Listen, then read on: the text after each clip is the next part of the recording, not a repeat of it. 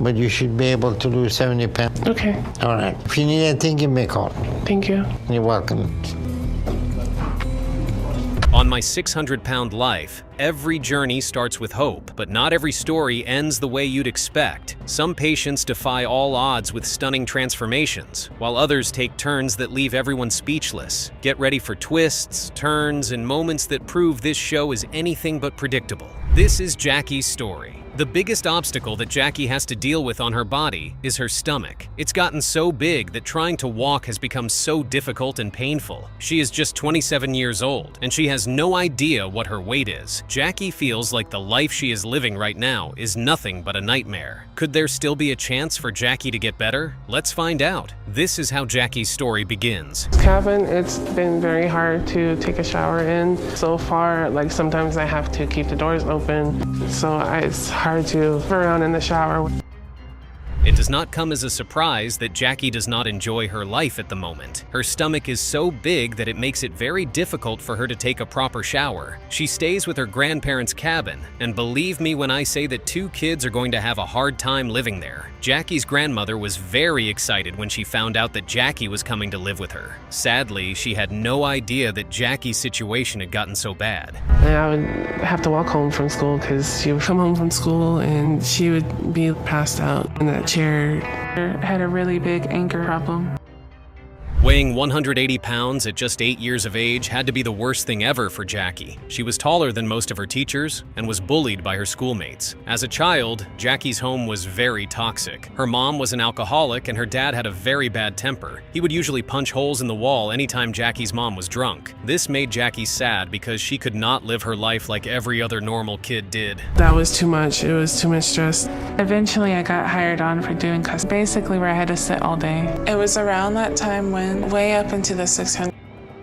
Man, you can tell that Jackie's world just came crashing down on her seeing her dad lifeless on the floor. Jackie initially lost her mom when she stopped taking her medication and made alcohol her only food. Shortly after that, Jackie was not able to go to college because of how big she had gotten. As if that was not enough, she came back home and found her dad dead on the floor. All of this would make anyone lose their mind. Trust me. Feet doing okay after all that walking? Been in the hospital at least twice, I believe, was from the lymph leaking and then setting up infections.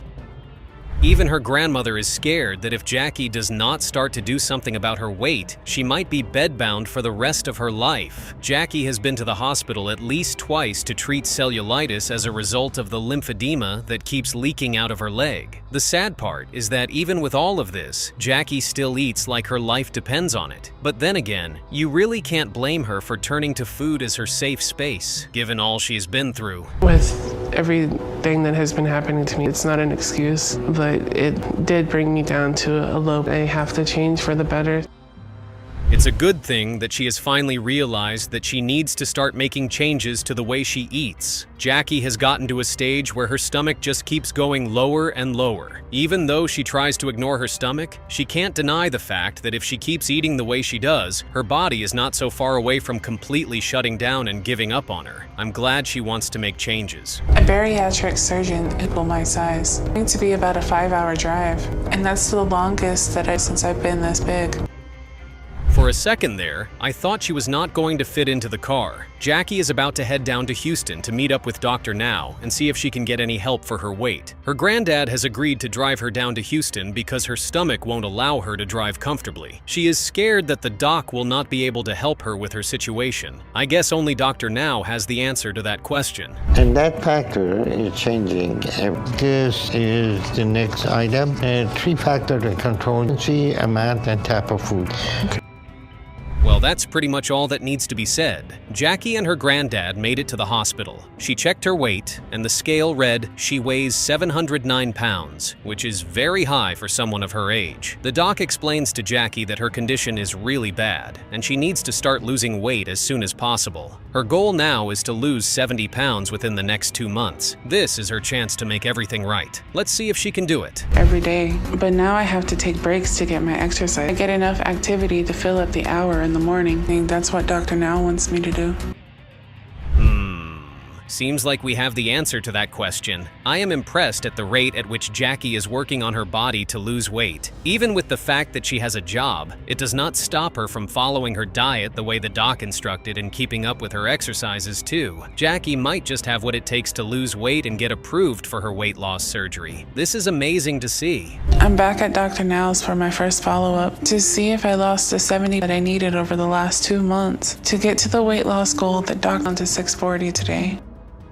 How did that happen? That is a little disappointing. This is Kachi's second appointment with Dr. Now. She goes in to check he weight and she sees that she has been able to lose only 20 pounds instead of the 70 pounds she was supposed to lose. She is so confused because she followed the diet instructions and did all the exercises she was supposed to do. What could she have messed up? 2,000 calories to maintain that. If you're 200 pounds, the 2,000 calories to maintain is a proportion to it. So if you're heavy, you can lose weight much faster.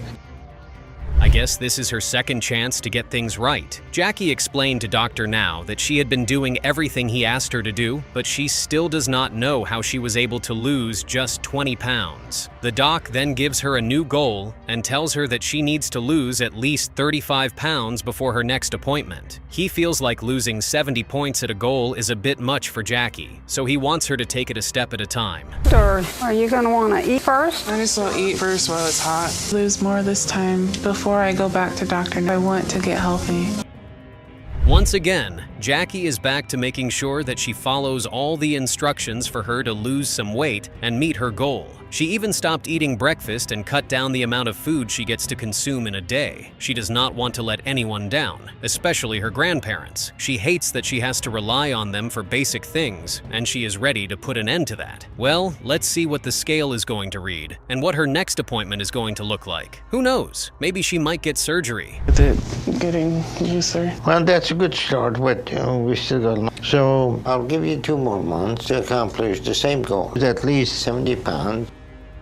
Looks like our hopes were a bit high. Once again, Jackie has failed to meet her target, and it seems like the doc is starting to run out of options with Jackie. She was supposed to lose 35 pounds, and just like her last appointment, she lost only 20 pounds. Now the doc has told her that she needs to lose 70 pounds within the next 2 months before he knows that she is ready to take the whole thing seriously. She is really running out of options. You can do it together. Okay, here you go. Okay, bend down slight, and you're gonna go up. So you're gonna pretend like you're pushing them to the ground. Get it.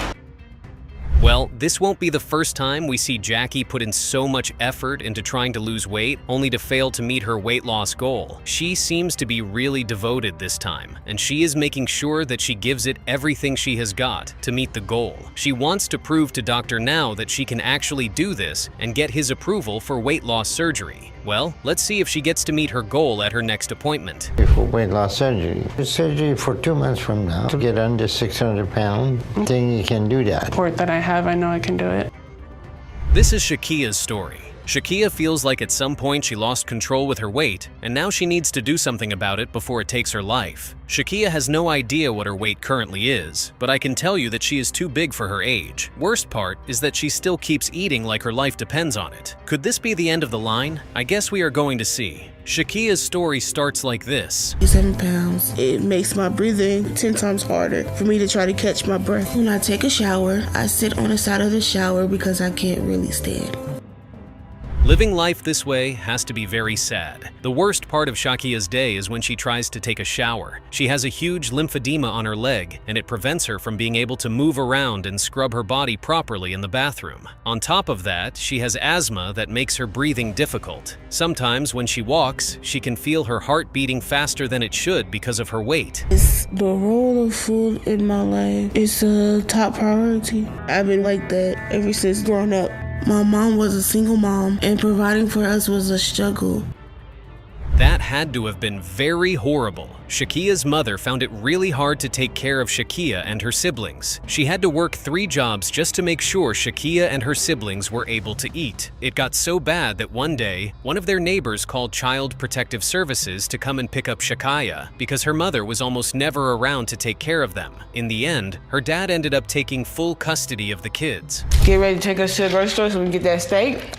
And those potatoes. And those potatoes so you can whip it on up. All right? Yeah. All right. For the first time in my life, I was freely able to go and grab whatever I wanted. Seems like it was when Shakia turned 13 that everything changed. Shakia was eventually able to move back in with her mom. This time around, there was a lot of food, and Shakia was finally able to eat whatever she wanted. The only problem now is the fact that her mom was not always around to be with her. Shakia filled that out with food, and that's how it all started. Whenever she missed her mom, she would just run to food. I was peer pressured into it. The guy I had sex with pretended he didn't know me. The next time I saw him, I felt let down and rejected. Eating the food filled the void. Men. It feels as if the trauma just didn't want to end in Shakia's life. She was bullied so much in high school that everyone had a nickname for her. She met a guy and ended up having sex with him. When she saw the guy the next day in school, he acted as if he had never met her in his entire life. Shakia took all this to her heart, and she kept eating because it was all she could do. By the time she entered college, she was already over 400 pounds. My fear is her dying if she doesn't lose the weight. My grandmother, our brother, just the family, we need her here. And I know she's tired of being in that, no offense, fat body. Well, Shakia might have something else that's going to bring her joy and happiness. She loves food, but it's slowly taking her life. If there's anything I'm happy about, it's the fact that Shakia is surrounded by people who love her and want the best for her. They don't make her feel bad for eating the way she does because they all know she has been through so much. But with the way things are going, she needs to start making changes. Tough thing is that we're just sisters, and sisters bump heads a lot. But now we get along great. I feel like I'm a really big help. I'm excited for her. But we get along really good now, so I like that. And this is exactly why Shakia has the best family anyone could wish for. Shakia has decided that she is going to head down to Houston to meet up with Dr. Now. Her sister and friend are with her in the car because they believe that Shakia can lose weight, and she is ready for the change that she is about to make. If you ask me, I'd say Shakia has all the support she could ever need.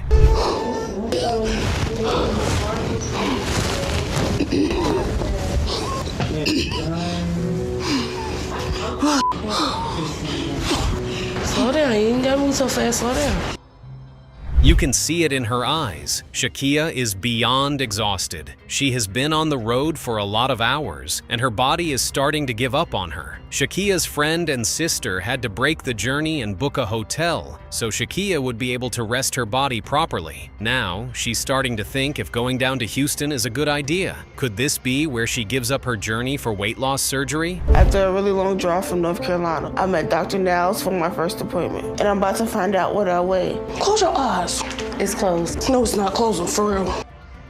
Phew. Their faces clearly said it all. Shakia's weight is through the roof. They can't believe that she weighs that much. That explains why Shakia wanted them to close their eyes and not look at the scale. Shakia is at the hospital with her friends to see Dr. Now. She jumped on the scale to check her weight, and it read that she weighed 655 pounds. Now she feels like the doc won't be able to help her with her weight problem. As that justification, it is not likely much will change for her long term.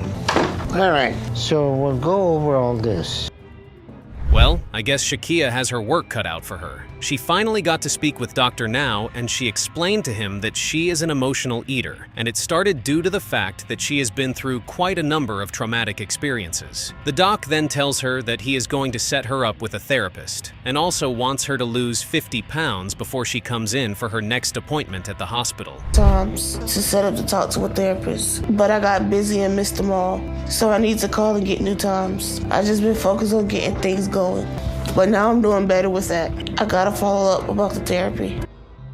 You can see that losing weight is not as easy as it sounds. It's been a few weeks since Shakia met with Dr. Now, and she's been trying her best to keep up with her exercises. But so far, she has not found it easy to take walks like she is supposed to. Aside from that, she has also not been able to set up a meeting with the therapist, and it just seems like things are not going the way she wants them to. Walker that I can do, standing up, so I get up and move around. All right, well, I'm glad you're doing better and you had at the hospital. I'm just glad that she is okay. Dr. Now had not heard from Shakia in weeks, and he got worried. He decided to give her a call and see what was going on with her. Apparently, Shakia went to bed one night and she was unable to wake up. When she didn't eventually wake up, it was through a ventilator, and they told her that she had respiratory failure. She seems to be much better now, and the doc tells her that she needs to stick to losing weight. If not, she might lose her life this time around. Can Shakia really meet her goal and get surgery? Then you lose 50 pounds. At some point, you can reach back out to me. But otherwise, this is it. Okay, I'll do the therapy, but I can do it in person because I'm going to move to Houston. This is Patrick's story. Patrick may weigh 657 pounds, but he has one thing going for him: his marriage. His wife Amanda is his caregiver, and they have a great relationship, but she's also the one who indulges his food requests, which makes him so unhealthy. So it's kind of a mixed bag. Can he meet his target for weight loss surgery? I guess we'll see. His story begins like this. When I wake up and see daylight, I'm surprised to still be alive. Because my weight is killing me. When I first wake up, I pretty much dread it every day. I dread the first time I get up out of the bed, putting my weight on my legs. Patrick still finds it difficult getting used to this life where he needs people to help him shower. 5 or 6 years ago, he did not need help, but his weight has grown almost exponentially since then. I still try and do the things that I can do by myself. Now I'm so big. My wife, Amanda, she has to help me do lots that she shouldn't have to help me do. Having to be helped each day, to not be able to do anything on your own, is extremely devastating. Unfortunately, Patrick cannot help it. It's like being a child again. But if you eat without a care in the world like a child, that's probably where you could end up. Feet, they're hurting him really, really bad. So I try to help him get up in the morning and do whatever needs to be done really fast so he can get breakfast and So what does our man Patrick eat after showering? Let us see if that contributes at all to his present situation. I have addiction to food. Because nothing makes me feel as good as I do when I have food in my mouth. Wow, that is a lot of food. Patrick knows that he is addicted to food. He says that this is partly genetic because all his siblings are overweight. So in a way, maybe we cannot blame Patrick for being overweight. Anyway, Patrick is now on his way to see Dr. Now and see if he qualifies for weight loss surgery. Dr. Now has some pretty harsh questions for Patrick. I think you're overweight like this. Overeating. I eat too much. You eat too much in what setting, or you eat too much all day? I probably snack all day, but Okay, that was funny. But it is also a bit sad, because it shows quite clearly that Patrick's primary problems are his own doing. The baseball bat here is candy, and Patrick keeps smacking his head with it and still complains that it hurts. Well, it is going to hurt Patrick, but Dr. Now isn't done with his questions. Amanda, do you work or you stay home with him? You stay home. So you said chips and candy. Who buys those? Okay, so the family enables you and gets you what you want. To Dr. Now, the solution is fairly simple. To Patrick, it is the hardest thing in the world. Patrick says he needs help to stick with healthy eating, but how much help can Dr. Now realistically offer when it comes to that? Anyway, Dr. Now does his best and gives Patrick a lifeline. But if you don't follow it, there's not much we can do for you, okay? Yes, sir. All right, so I'm going to give you some instruction what to eat, what not to eat. Then I'm going to give you some instruction about exercise.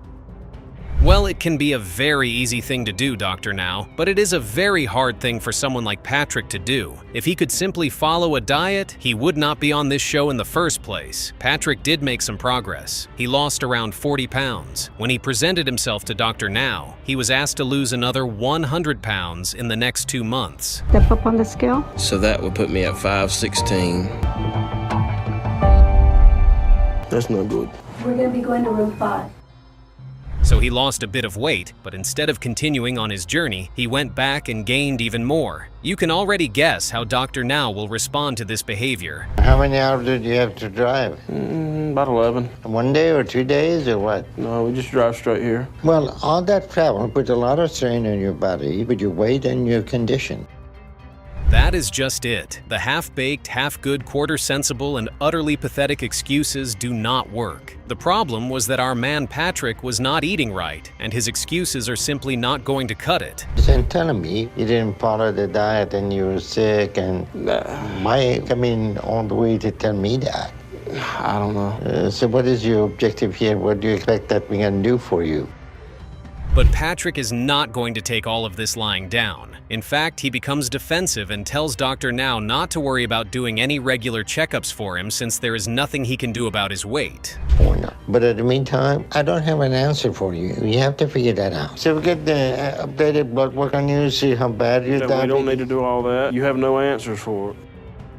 Well, if Patrick was that tired, he would have followed the diet plan and not turned up to the hospital with even more added pounds. But Dr. Now's words seem to have had an effect. It is a new day, and Patrick has decided to do something that shows his seriousness about losing his weight and getting healthier. This month I decided to join a gym so that I can get a trainer and push myself even harder. It's a little scary and intimidating to go out and do something like this. The gym was great. His trainer was really proud of him and how hard he worked at their sessions. Patrick worked hard at the diet and exercising for about a month, and then went to a local clinic to see where his weight was at. Let's see what the scale says. Okay, go ahead and step up on the scale. At my last appointment, I was at 642, and Dr. Now told me that I need to lose at least 80 pounds over the last 2 months. So if I made it to that, I'll be at... While Patrick did not meet his goal, he lost 51 pounds and got below the 600-pound mark. This meant there was a huge chance that Dr. Now would approve him for surgery. All that hard work finally paid off. When he spoke to Dr. Now, he was told to lose 30 more pounds within a month, but Patrick could not do that. He could only lose 1 more pound. Trying, it's just easier said than done. I mean, I've been trying. Well, if you eat what you're eating, you're going to be the same weight. So what's the point of coming to Houston if you're not doing what you need and losing more weight?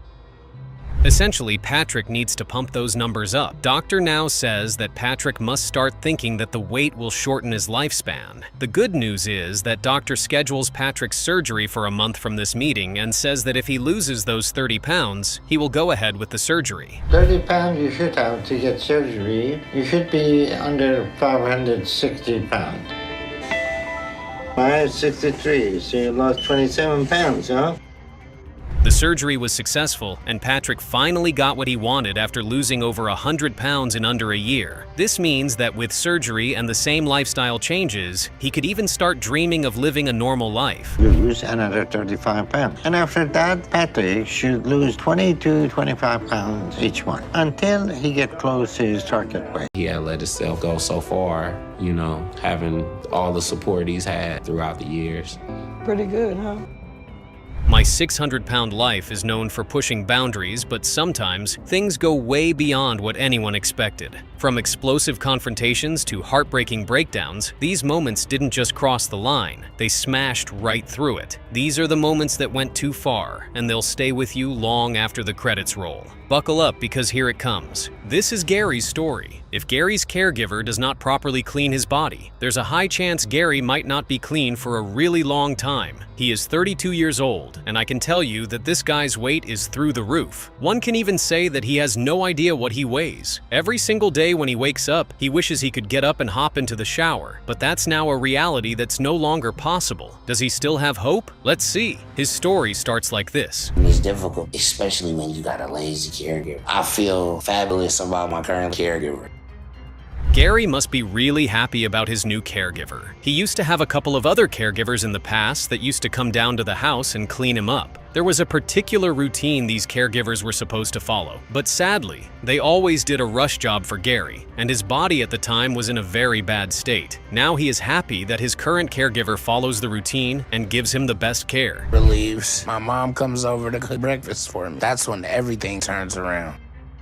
His mom seems to be pretty worried about his weight, even though she's the one that helps him with the food. Gary eats anything and everything that's put in front of him. The moment his caretaker leaves, his mom comes to the house to prepare his meals for him. Gary's mom is worried that he might eat so much and not be able to lose the weight, making him stay in bed for the rest of his life. Talking when they thought I wasn't home about how bad I was doing with my weight, it made me cry.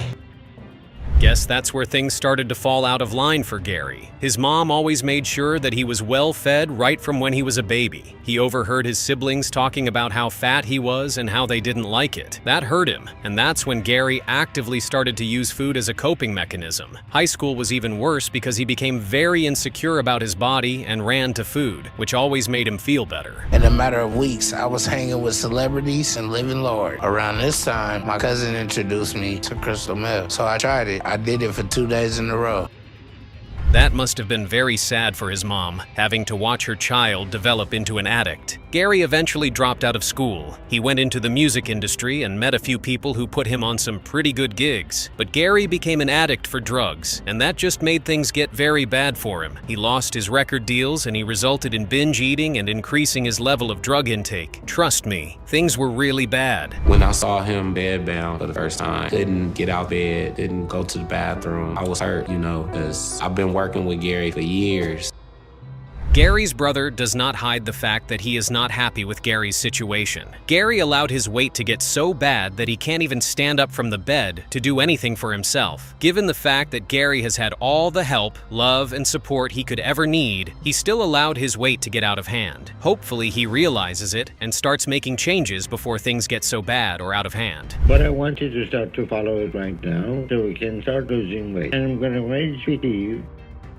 Looks like Gary has his work cut out for him. He couldn't make it to see the doc, so he hopped on a video call. The doc understands that Gary is in a very serious situation. He wants Gary to work with physiotherapists who are going to help him with exercises that are going to get him out of bed. Gary is over 700 pounds, and Dr. Now wants to see if he can get Gary to the lower 600s. Is that possible? Let's see. Hello. Shoulders back, strong. He can pull himself up in bed. He can lift his limbs. He can pull himself up on his... He has the motivation. He has positive. This looks like a good first sign. Dr. Now was able to get a physiotherapist down to Gary's house to see if she could help him walk. The physiotherapist came and she was able to get Gary to stand for at least 45 seconds, and that was very good for Gary because he has never been able to stand up for that long since he became immobile. Gary was so excited that he was able to stand up for that long. All he has to do is keep up with the exercises. I guess I'm gonna stop waiting. So what are you going to do different this time? Do you want to change your life or not? Yes. Well, the doc is not wrong. There's no magic in the book. The real magic is when Gary starts to put in the effort. Apparently, Gary started to slack off on his exercises, and he has still not been able to get out of bed. Dr. Now called him to have a follow-up session, and as you can see, he is not happy about Gary's progress. He scolds Gary and tells him that if he really wants to get better, he needs to start putting more effort into his exercises. He can go through there. Yeah. He go through there in his chair all the time. You good. This is the first time I had change of scenery in a while. It's good to say that Gary really wants to get better. This is the first time he would be stepping out of his house in a really long time. He shifted his appointment with the doc because he feels like he needs more time to get to his goal, and Dr. Now might not want to hear that. Now, he is about to head down to a nearby hospital so he can have his weight checked and see how much progress he has made. And in 2 months, we'll check back here and see how you're doing, okay? Okay. So at this point, everything's up to you. It is. And once again, Gary has not been able to meet his goal. His weight is still over 700 pounds. He hopped on a call with the doc and told him about his progress. Dr. Now did not seem to be very pleased with the level of progress Gary is making. Gary explains to the doc that he is still working with the diet, but it's not so easy. The doc then decides to give him another chance to see if Gary is going to do better. Look up at that blue sky. Yes, I see it. Try to get your foot inside the walker. Here you go. I'm working harder than ever before this past month. Wow, that's amazing. Gary seems to be finally getting it right. I can't remember the last time I saw him stand up and move his body that long. He might really be ready to put in the work this time. Gary's focus has been to be able to see the doc, and if he keeps up with this level of progress, his dreams might just come true. Well, let's see what Dr. Now thinks about his progress, shall we? And this is going to be only until you refuse PT or skip PT, then we're going to stop at PT as well. Well, I'll be working hard. I'm going to make Houston. This is Karen's story. Karen's body has reached her breaking point, and it seems like every day she loses her ability to walk. She is 42 years old, and her weight has gotten out of control. To make things worse, she has insomnia, which makes it very hard for her to sleep, and that keeps her thinking every day might be her last day. Can she fight her weight and get better? Let's see. Karen's story starts like this. Some days I can't get all the way up the steps, and then I have to do my plan B, which is taking a sponge bath using a basin in my room. Doesn't get the job done as well as a shower does. You can pretty much understand why Karen does not like the way things are. There's so much that she wishes she could change about her life. Karen finds it difficult to have her bath every day because she has to walk 16 stairs to get to the bathroom. She is already so exhausted by the time she gets to the bathroom, and this makes her rely on her daughter to help her take a shower. Karen does not like that she has to, but there's not much of a choice. Like I said, I feel like I can't breathe or my chest is tight. The fact that I'm winded just walking from my bedroom to the bathroom is not good. Wow. Karen is dealing with quite a lot. Aside from the fact that she has issues with her weight, Karen also has lymphedema, which does not allow her to scrub all the parts of her body when she goes to the shower. She also has asthma, and this makes her run out of breath very quickly. The moment she takes a couple of steps, she is already trying to get some air. What's even worse is that she does not follow her medications because she misses all her appointments with her doctors. When I look back between my childhood and now, I do see for the first time I use food as a security blanket. That's honestly a sad thing for any child to have to go through. Karen, as a child, would always be beaten by the person who was in charge of helping her with her school assignments. This made Karen feel like she was never good enough, and her feelings did not matter as a child. Her way of dealing with the problem was to eat, since she was not able to tell her mother about the things that were going on with her. From really badly with depression and really bad with the sadness that I felt was like so overwhelming. Then the more weight came on, the less I felt worthy, and that's how it was for a while.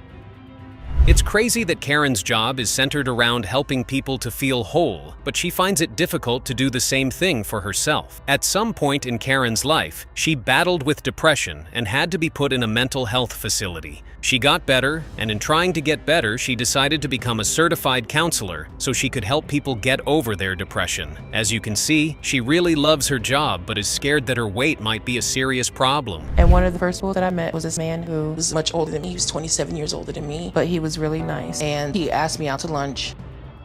I'm glad she feels that way. Kids are supposed to be a blessing. Karen got into a relationship with a guy she met, and he seemed to be really sweet to her at the time. She found out she was pregnant, and 7 months into the pregnancy, the man she thought loved her walked out of their relationship. She was so scared because she never wanted to be a single mother. But now, her twins are the best thing to ever happen to her because they mean everything to her. Like to see her in a better state, less anxious, but I never saw a problem with her weight. You went to the store with Ryan, right? Mm-hmm. That's always a good first step. Karen finally understands that her weight has gotten out of hand, and she needs to do something about it as soon as possible. One of her fears is that she might not be alive much longer to take care of her children. She does not want them to grow up not having a mother, or having to feel the way she felt when she was a child. Well, it seems like she has found the motivation she needs to get help. Over then, I want you to follow that. Okay. The diet will be 1,200 calorie diet with no carb, high protein. Well, the doc could not have said it any better. Seems like Karen has a lot of work to do if she hopes to get better with her weight and health. She was scared and skeptical of leaving her house to go down to Houston, so she decided to hop on a call with Dr. Now and speak to him about her issues and how she feels. The doc wants her to check her weight first and start her sessions with a therapist before she heads down to Houston. Oh God, okay. You know, taking a dog on a walk is almost like taking him to the movies. Right. There's all kinds of smells and interesting things out there. I mean, that's as much for your dog as you. That dog deserves a walk around the block. I can't be the only one who thought that was a beautiful session with the therapist. Apparently, Karen has always had an issue with stepping out of her house. She always feels like people will look at her and judge her for being so fat. The doc signed her up for some therapy sessions, and so far, she seems to be doing really well. The therapist even told her to take her dog for a walk, and she agreed to do that. That's pretty good if you ask me. I don't know. Come on. I'm sorry, Bismo. I can't. Bismo, come on, honey. Come on, baby. I'm so sorry. I can't do this. Come on. When I first tried to go out, it was overwhelming and I couldn't do it. I knew I wasn't going to be able to go and do it. This is definitely going to be harder than I thought. The therapist encouraged Karen to go out and walk her dog. Karen promised that she would do it, and to be honest, she did seem like she was ready to do it. She picked up her dog and stepped outside, but in less than a minute, she was back in the house. Looks like the fear of being outside is still a big issue for Karen, and if she can't take walks, it's going to be hard for her to lose weight. I'm more concerned with, going to a new place and trying to figure out, how many people there and just having to navigate that, and just thinking about it just makes me just nervous and anxious. And that's kind of the sad truth. There is nothing logical about anxiety. It just comes and messes you up. Karen told her daughter about what happened and how she was not able to step outside and take her dog for a walk. Her daughter then suggested that they take a drive through town with the hopes that it would calm her mom down and she would try to take a walk again. Karen agreed to the drive, but it seems like everywhere is new to her. I guess that's what happens when you stay locked in the house for a long period of time.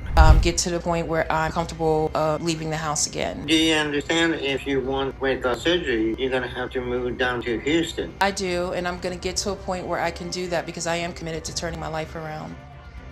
Well, the doc is not giving up on Karen. She hopped on a call to tell the doc about her progress, and it was not so encouraging. She exclaimed to Dr. Now that she has not been able to go out, and she's going to need some more time to work on her anxiety. The doc then tells her that he is going to send someone down to check her vitals and know if she's okay health-wise, and if she has any hopes of having weight loss surgery. So, I might have still probably lost close to 100 pounds. Well, I'm glad that you are under 604, so what I need to see from you is that stay on track.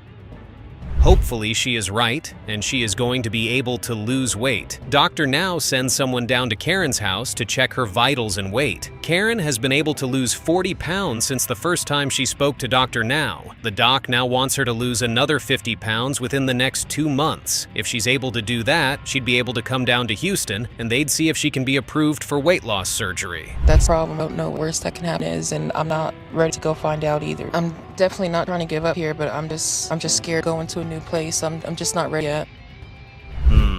Seems like Karen is still not ready to face the public. She went with her daughter to a local hospital nearby, and the most unexpected thing happened. She had a doctor there, and when the doctor saw Karen, she started to act really weird, and it made Karen so scared, and now she feels like she does not want to be outside anymore. Even her daughter is not happy about the situation. Let's see how her next appointment goes. And if you want to keep working with Dr. Paradise on your acropia, we can continue with that. This is Nathan's story. Nathan is at a point in his life where it's beyond painful to do anything. The worst part is that he has a large sore on the back of his leg, making pain an everyday part of his life. Nathan is 35 years old, and he has almost no idea what his current weight is. His mornings are the worst parts of his days. Could this be Nathan's wake-up call to get his life back on track? Well, let's find out together, shall we? This is how his story begins. Because my weight pushes the air out of my body, so I started sleeping in my chair, but I hate that because it means that I can't sleep by my wife Amber, and she's usually gone by the time I get up. She's a school teacher and so am I. I teach theater, but I've been on medical leave for a while now. Imagine being in so much pain even when you're sitting down. That's crazy for real. You can understand why Nathan really hates his mornings. It's like a heavy rush of pain hits his body once his eyes open. Due to his condition, he has been on medical leave from his workplace for a while, and it does not seem like things are getting any better with his health. The only form of exercise he does is walking his dogs, and even that is a lot of stress for him. Sometimes I don't get as clean as I want to. Sometimes my wife has to help me, but when she's gone, I try to do it on my own. Some of the things that I do, Nathan specifically asked it.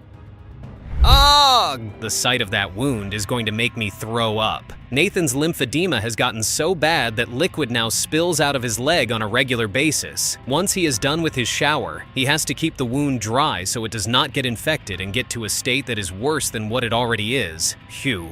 No one should ever have to live their life in such a way. It's really sad to see him in such a situation. There isn't a moment where I'm not craving something to eat. No matter what I'm facing, food will make it better. Food is my relief and my comfort, and it's what I constantly want.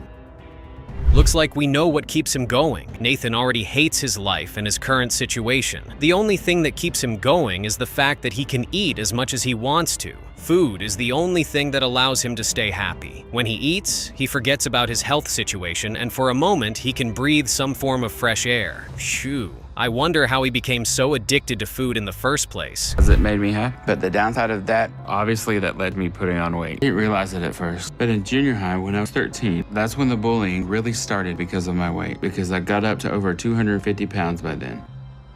That had to be very awful. Bullies are always so horrible. Here's the thing with Nathan. Food has always been in his life from the very start. His family loved food so much that even if anyone had a slight headache, food was the solution to the problem. And just like that, he started to put on a lot of weight as a kid. He was constantly bullied in school, and food remained the only way he could cope through it all. First time I saw Nathan, I could see what made him special. He's a great person. He is an amazing theater director. He is an amazing teacher. If that happened to me, I would be absolutely devastated. Apparently, Nathan has tried to have weight loss surgery in the past, but sadly the doctors couldn't follow through with it, and he just gave up ever since. I'm just glad that he has an amazing wife who is always there with him and wants to help him through it all. The bad side to that is that she is always a foodie, and together they could eat an entire building. But now I'm at the point where I'm 600 pounds, I have a huge lymphedema mass on my leg, pretty much keeps me stuck in my chair all day, every day. Looks like things are no longer as sweet as they used to be in their home. Nathan's wife is disgusted by the fact that he stopped trying to lose weight after the failed surgery, and now she just can't stand to see him eat the way he does. Nathan is now worried that his condition has put a breach in his relationship with his wife and their kids. He really needs to consider paying the doc a visit before things really turn out for the worst. Being able to have, I guess, an intimate relationship, not like a sexual relationship, because Nathan and I have never. Hey, look, they have their son too.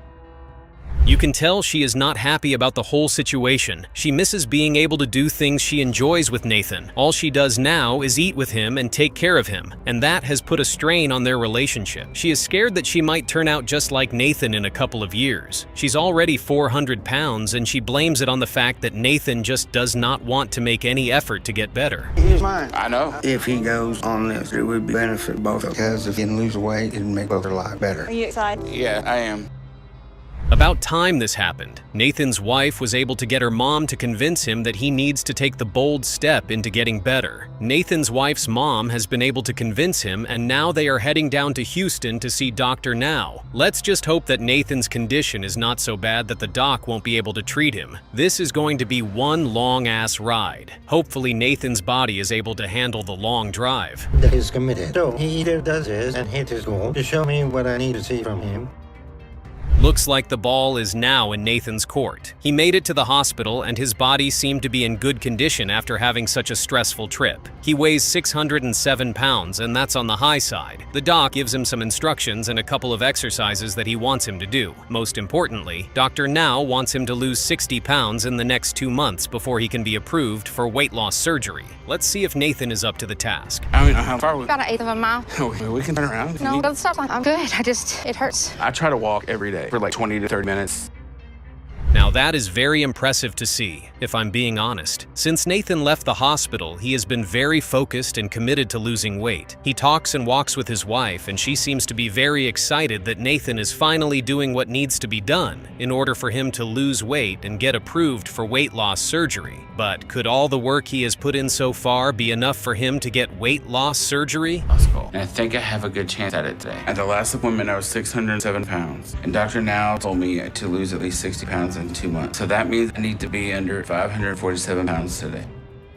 Wow, wow, wow. Now that's what I'm talking about. Nathan makes it to his second appointment with the doc. The doc wanted him to lose 60 pounds before this appointment. And to his surprise, Nathan lost 72 pounds. You could see the smile on his face. He is so excited and proud of himself. Looks like all he needed was the right motivation, and he fit just that. Let's see what Dr. Now thinks about Nathan's progress. 16 when I had a procedure done, and now I'm 60 pounds heavier than I was when I started that. There's just not words for that emotion right now.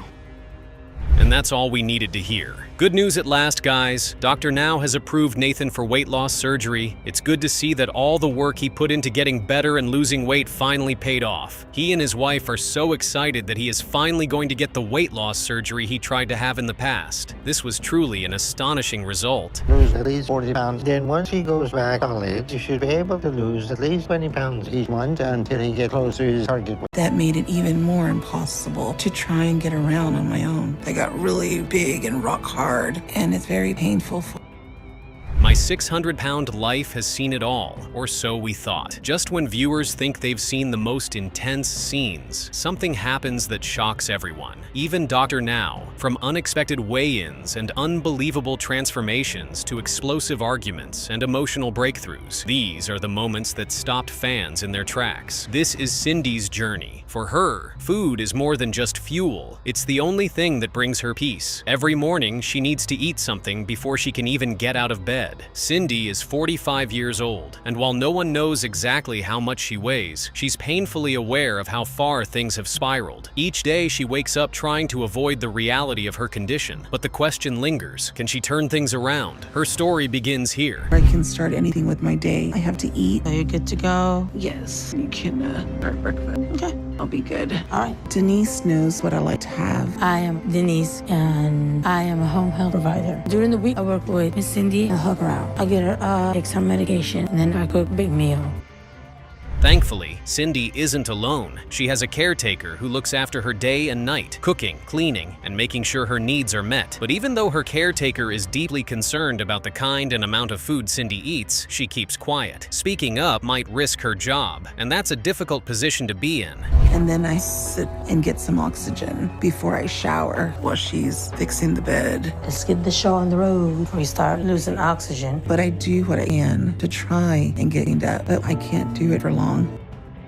It's tough to watch. The pain on Cindy's face is unmistakable. Taking a simple shower becomes a painful and risky process. She runs out of breath quickly, so her caretaker has to rush just to make sure Cindy doesn't pass out. If she did, they'd have to call emergency services, and that's a situation both of them want to avoid at all costs. As my way of dealing with the world, but that family friend that was doing that to me finally stopped because my mom found out about it and confronted them, talked to them, they stopped.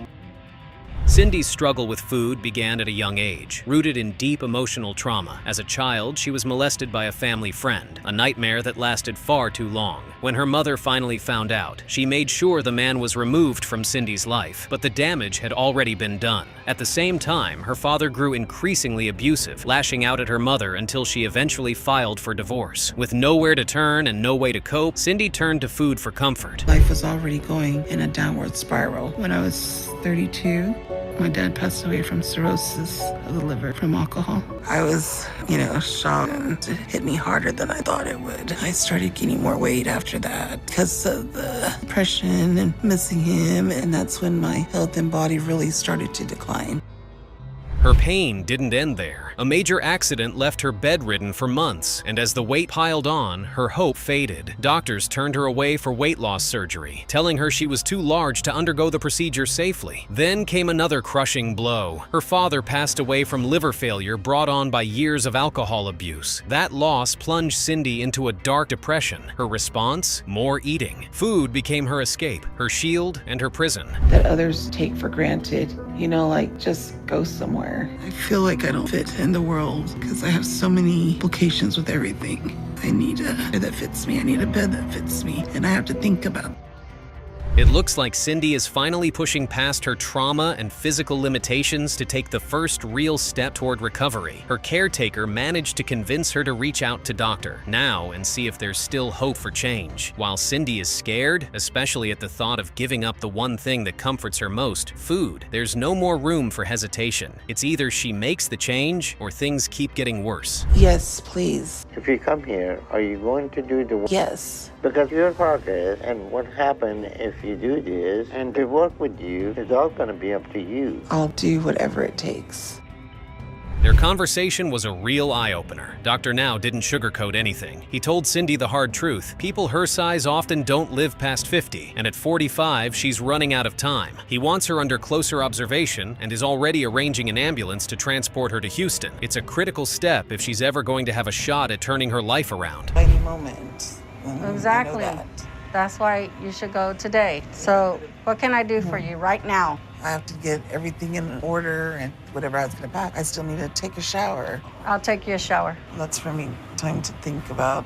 The shower will give you time to think. We can get your things packed up. I don't feel like anyone's listening to me because I'm not ready for this. I'm not ready to go to Houston, but Sandy doesn't care. But now it seems like Cindy is stalling. The ambulance Dr. Now arranged has arrived at her home, yet she's hesitating. It's clear she's nervous, maybe even scared of what's ahead. Her caretaker is doing all she can to get her moving, but the question remains, does Cindy truly want to change her life, or is she just saying what others want to hear? Every time we try to speak to her, she was into the other caretaker. The other caretaker was giving her.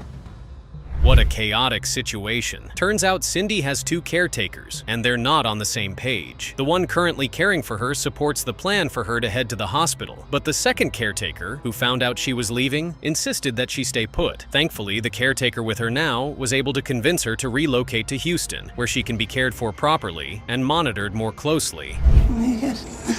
Okay. So you're at 614 pounds. So that is either more weight gain or hardly any. All right, you can get your walker.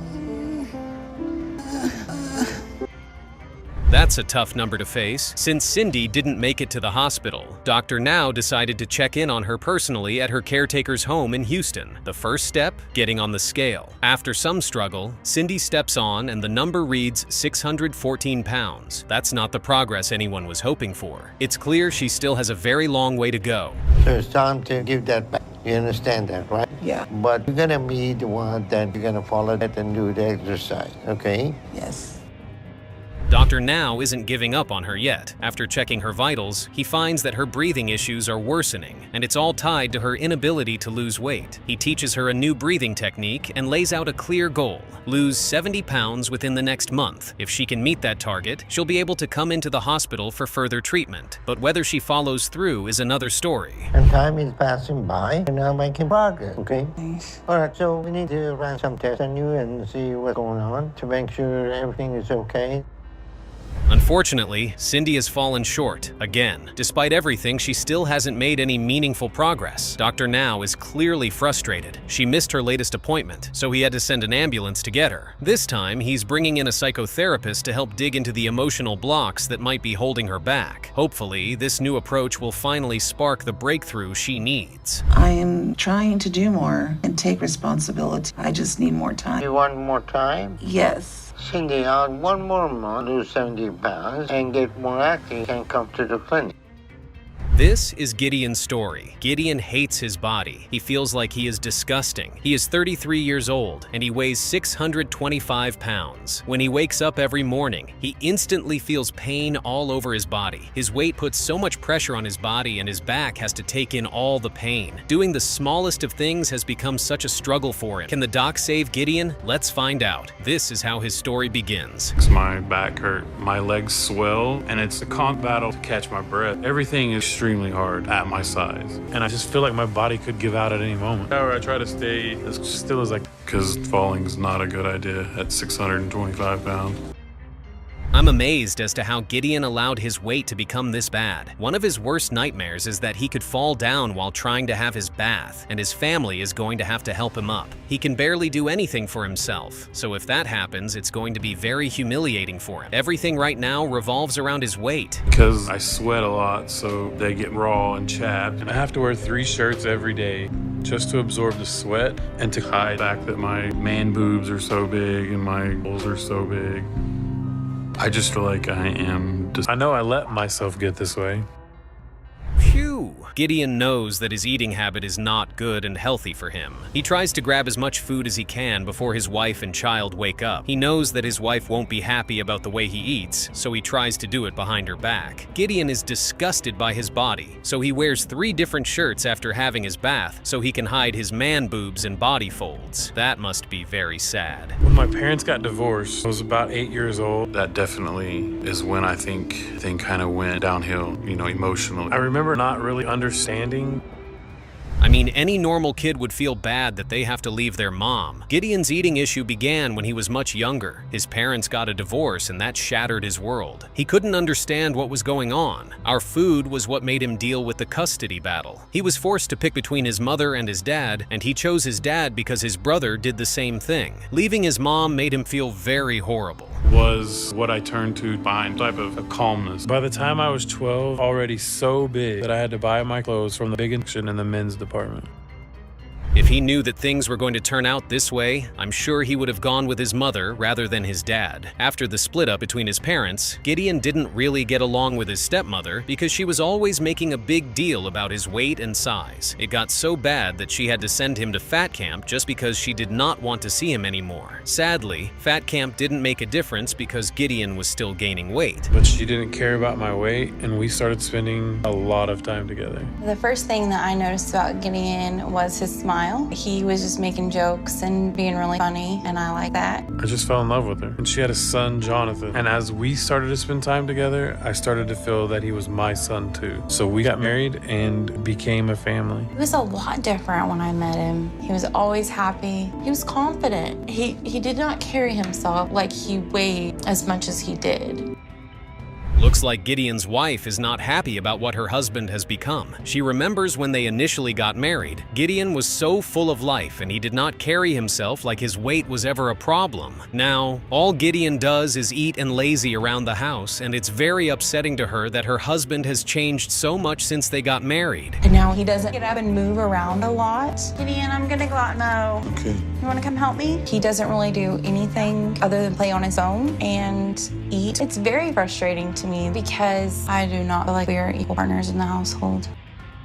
You can hear it in her voice. She is frustrated with the way things currently are. She has to do almost everything in the house, and on top of all that, take care of Gideon. But then again, can you really blame Gideon for the way things turned out? Gideon lost his mother, father, and sister. Coming back from something like that is almost impossible if we're being honest. The only way Gideon does not remember all of that is by eating. I want him to lose weight and be healthy so we can play outside more often. Ooh. I had a great dad. He didn't live long enough, so I'm afraid that's the momentum that I'm carrying over.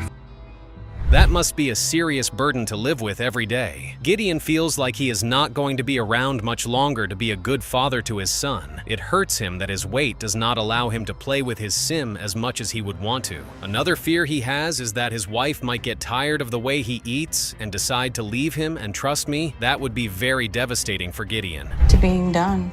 I want him to live. Jonathan needs him to live, and he's got to be healthy to live. But everything has to change. And I don't know if he gets that. I can't argue with that. If Gideon does not change his eating habits or find a way to get healthier, he is doomed. His wife is so close to being done, and it doesn't seem like Gideon knows that. He has buried too many people, and it would be really sad if his son has to bury him too. I think it's for him to head down to Houston and meet up with Dr. Now. That's pretty much the only choice he has right now. Dinner, what do you usually have at home? We usually have quick, so like spaghetti, because I do work late. So who does grocery shopping? I do. Well, it's about time someone told Gideon the truth. Gideon made it to the hospital with his wife, and when he checked his weight on the scale, he couldn't believe his eyes. Gideon weighs 649 pounds, which is very much on the high side. Dr. Now wants him to lose 50 pounds before the next month. If he hits the goal, then he will be approved for weight loss surgery. Physically and emotionally. I was supposed to drive my truck, but I've been on the verge of just heat exhaustion, hate, feeling guilty being in the air conditioning. Gideon really has to make sure that he comes out of this weight loss journey victorious. His wife does admit that she is happy that Gideon is making the decision to get better. They are moving their things down to Texas so they can be close to the doctor. But one thing she has made clear is that if Gideon does not get better and healthier, they would have to reevaluate their relationship. It's been a month since I saw the doctor, and he told me that I needed to lose 50 pounds and get to 600 pounds. Mr. Yeakley? I'm more nervous this time than the first time because now I have a goal I need to hit. He might have to wipe that smile off his face. Gideon made it to his second appointment with the doc. He was supposed to lose 50 pounds, but sadly he was only able to lose 30 pounds. He was very hopeful that he would have lost the 50 pounds he was supposed to, so he could get approved for weight loss surgery. Now, it seems like that might not happen. Well, let's see what the doc has to say about his progress. I'm not approving you for surgery. Gideon's health has deteriorated, and that is concerning for me. A person's body at this weight starts to give out. It's something that happened rapidly. Gideon, I'll tell you what we're going to do since we made some progress. His wife is not going to like the news he is about to tell her. Gideon was excited that he was going to get approved for weight loss surgery today, and he couldn't wait to break the news to his wife. Sadly, the doc told him that he won't be getting approved because he didn't need the target, and his health seems to be worse than when he initially came in. Is this the end of the line for Gideon? Okay. Thank you, sir. Yeah, that's amazing. That's amazing. Thank you. You're welcome. All right. Thank you, sir. Gideon had some medical issues that were resolved over the past week. This is Taritha's journey. She feels completely trapped in her own body, weighed down by the choices and trauma that brought her here. At 47, she doesn't even know how much she weighs, but she does know she's in danger. Her body has deteriorated to the point where she's completely bedridden, confined to a life she never imagined. Can she turn things around before it's too late? Let's begin. And I can barely move now. It's been 2 years since I've been able to get up out of this bed. I'm not okay not being able to go out. I mean, months go by, I don't go outside. Hell, seasons change, and I don't get to go outside. And I can no longer take care of myself. My husband used to bathe me, and that was hard enough. But he's struggling with diabetes. He doesn't have the strength to do it. You can already tell, Taretha is heartbroken over what her life has become. Day after day, season after season, she stays locked in the same room, on the same bed. Once, her husband helped her with daily care, but his own battle with diabetes has made that impossible. Now, her son and his girlfriend shoulder that burden, helping to clean her up every morning. It's exhausting, and for Taretha, it's humiliating. She never thought life would look like this. It's real messed up, and it's repulsive. And I can't even stand my own body. Wrong. I hate being like this, and I'm not okay with this.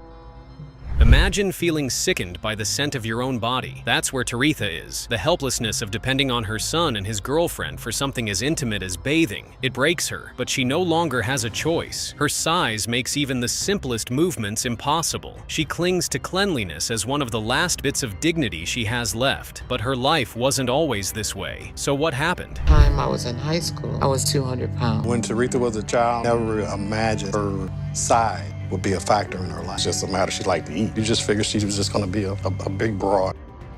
Now we begin to understand how it all unraveled. As a child, Taretha endured the unthinkable. She was molested by an uncle. She told no one. The pain festered, and her only outlet became food. Things spiraled even further when she became pregnant at just 15. Her parents didn't take the news well. Feeling abandoned and terrified, she moved in with her grandmother, where food was always available and often used to soothe the hurt. He was so romantic. We started living together, and then we got married.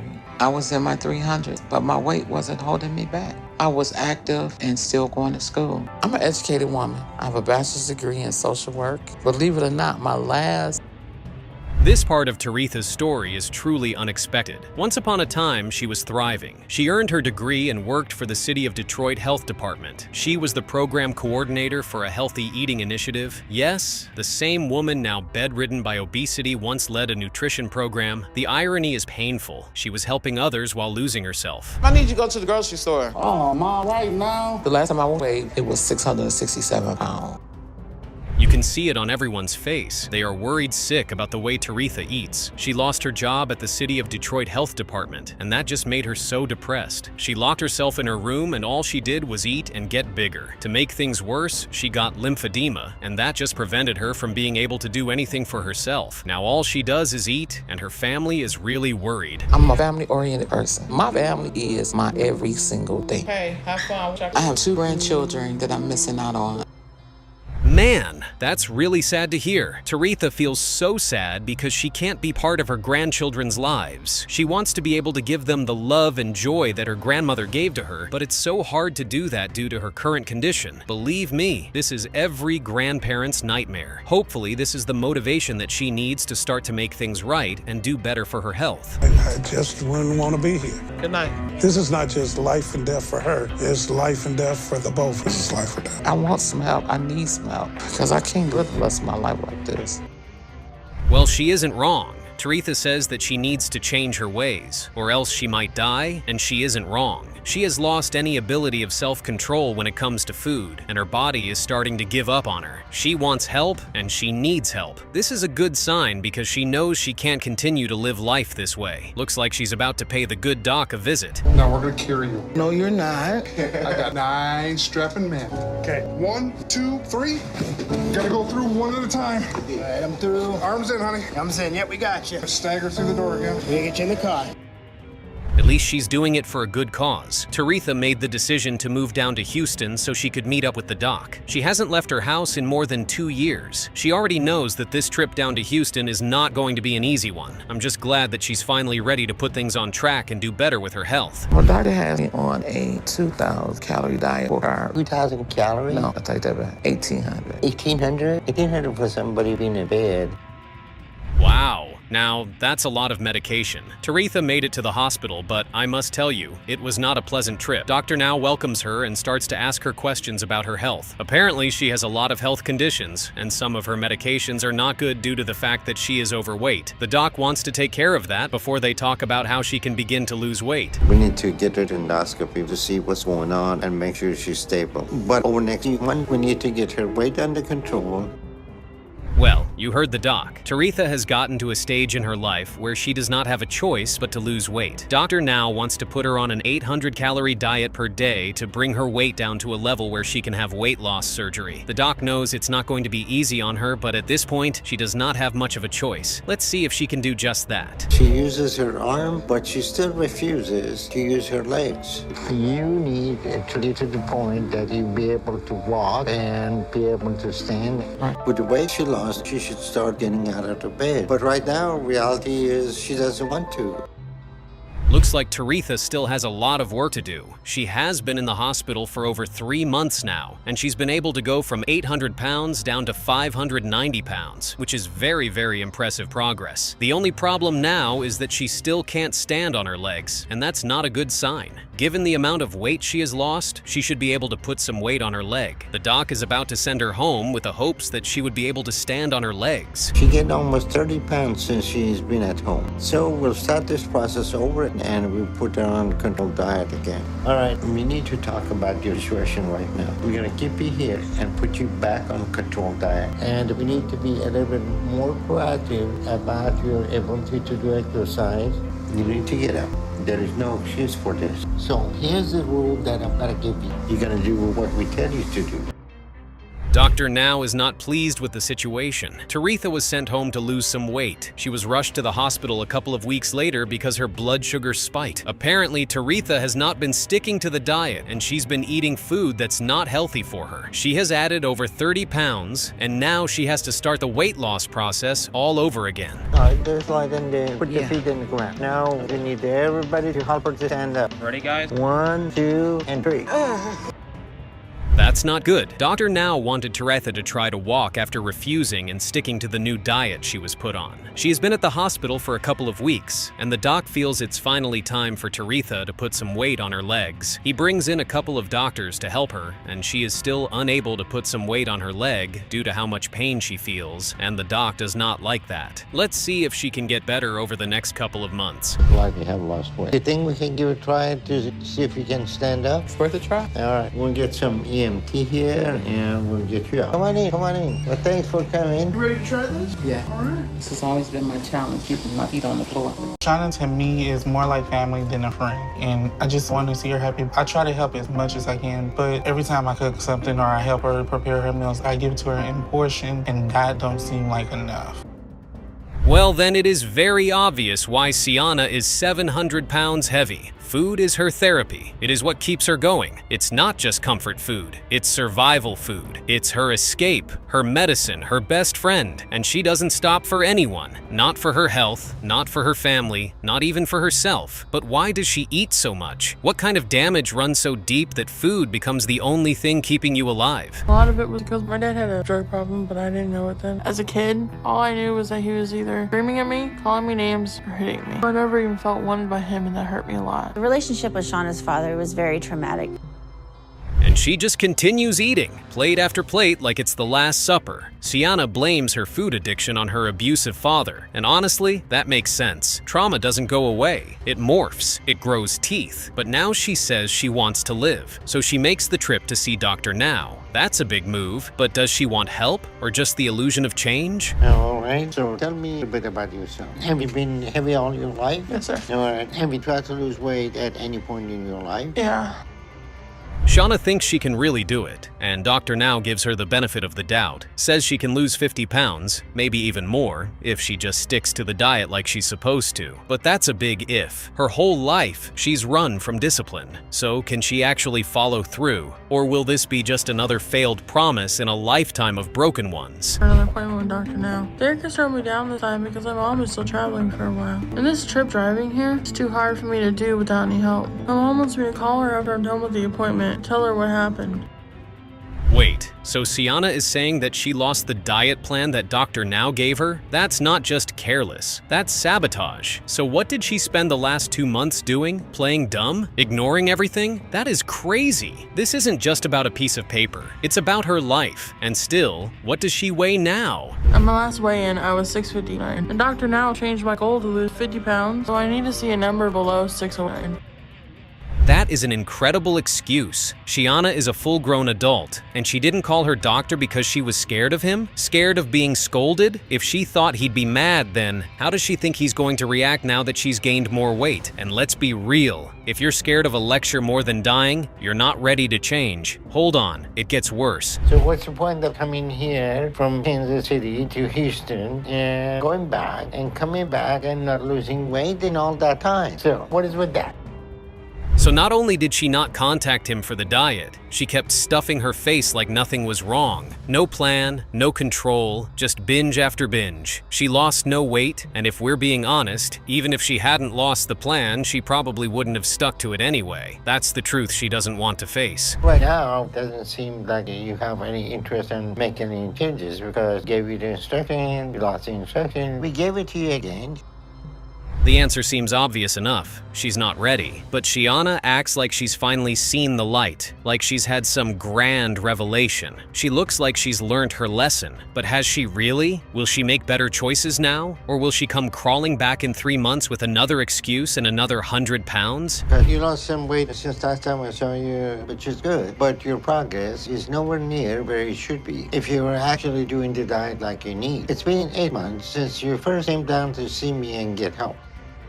Shiana lost 35 pounds for the first time in 8 months, but that didn't cut it for Dr. Now. He told her flat out, it's not enough. She needed to lose more, push harder, but that was just too much for Shiana. She hit a wall, not a physical one, a mental one, and instead of climbing over it, she sat down and gave up. 36 last time, and my goal is still to lose 80 pounds, so I have to be at 556.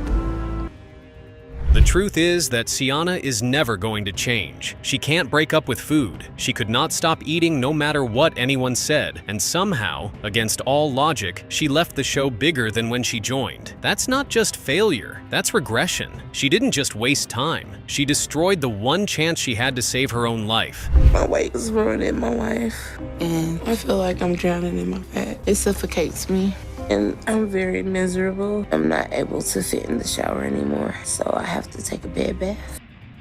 This is misery. You can hear the pain and agony in Shani's voice. It's not just physical, it's spiritual. She feels like she's trapped in a dying body, watching her life slip away day by day. And yet, she continues to gorge herself on food like it's her last joy on earth. That's the heartbreaking part. She knows it's killing her, but she can't or won't stop. You gave me a lot this time. I know, they doubled up. I feel like my body is sick, so I have to eat. But my eating is out of control right now. It's just, I don't know how to stop. I've been fat for almost 20 years.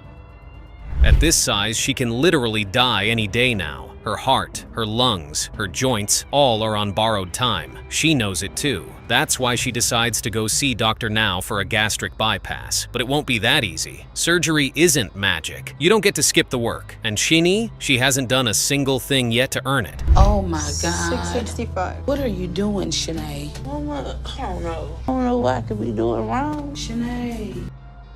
The job is simple enough. Sheni just has to follow a basic diet, lose a few pounds, and stop eating like food is her last lifeline. Just 1 month. But of course, nothing is ever simple with her. Her mom jumps in with a warning, and based on Shani's track record, we should probably listen. You're not listening to nothing that he's saying, because you get mad not only at Freddie, you get mad at me. Shanae, when I tell you, you don't need that, what do you do? What do you do? Shanae, most of the time. So we either gonna do it now or never. Shini's mom knows exactly who she raised. She's seen the tantrums, the meltdowns, the flat-out refusal to change. She knows food isn't just comfort, it's control. So will Shini actually do the smart thing for once and lose the weight? Or will she keep spiraling down the same road that's already killing her? It's like, okay, I can only eat this, I can only eat this. So it's hard. I know this is bad for me. Well, her mom was right. Shani didn't just stall. She went backwards. She gained weight. Not maintained, not plateaued, gained. And not just a little either. Nearly the exact amount she was supposed to lose. That's not bad luck. That's self-sabotage. What is Dr. Now supposed to think? Trying to kill yourself with the food right now. I'm not trying to kill myself. I know I need to lose the weight. Well, I know you're not trying, but you're doing it. Yeah. Exactly. Shani doesn't seem to grasp how serious this is. It's not just a diet, it's survival. And yet, she acts like this is all optional, like she has unlimited time. Did she even try to change her diet? It doesn't look like it. Instead, we get more excuses, more stories, more spin. It's insane. Her appointment and weigh in once again. Then I got a call informing me that she came to the hospital instead. She was scared she was dying because she was suffering from extreme stomach pain. That is all it is, excuses. She can't justify the eating, so she talks around it. But Dr. Now's not buying it. He's heard it all before, and now he gives her one last shot. Lose 30 pounds or walk away. That's it. No more talks. No more second chances. Does she step up or fold? Some tests on her and find nothing life-threatening. Shanae is likely making most of this up. But we did discover that she started to take water pill as diuretic. Dr. Now calls it like it is, says she's faking a health scare to avoid the work, and surprise, surprise, he's right. After all the drama, all the stalling, turns out nothing was actually wrong. Just another game, another deflection. Anything to duck responsibility. We've been in hotel to hotel, trying to get approved for apartments and everything. It's been kind of hard because we don't have nowhere to cook. That is awful. Shani drops out of the program, shuts off her phone, and ghosts the man trying to save her life. That's the end. Sometimes patients push through and change everything, but other times, they slam the door shut and throw away the key. That's what Shani just did. My life has not turned out anyway like I thought it would, all because of my size. I've got too big to get along and do the things that I need. And it's true. One bad fall can spell the end for Ashley. Her knees are screaming. Her back's buckling. One wrong move and it's over. Yet despite how her weight is crushing her, literally, she still continues to shove whatever she can find into her mouth. Chips, candy, fast food. It's like she's daring her body to give out. How long can you keep tempting fate before it finally answers? Throughout the years. But you know, I know that food is what's taking my joy in life from me now because of how much I eat. And I never thought when I was younger that this is where my life would be. I never did picture being 600 pounds.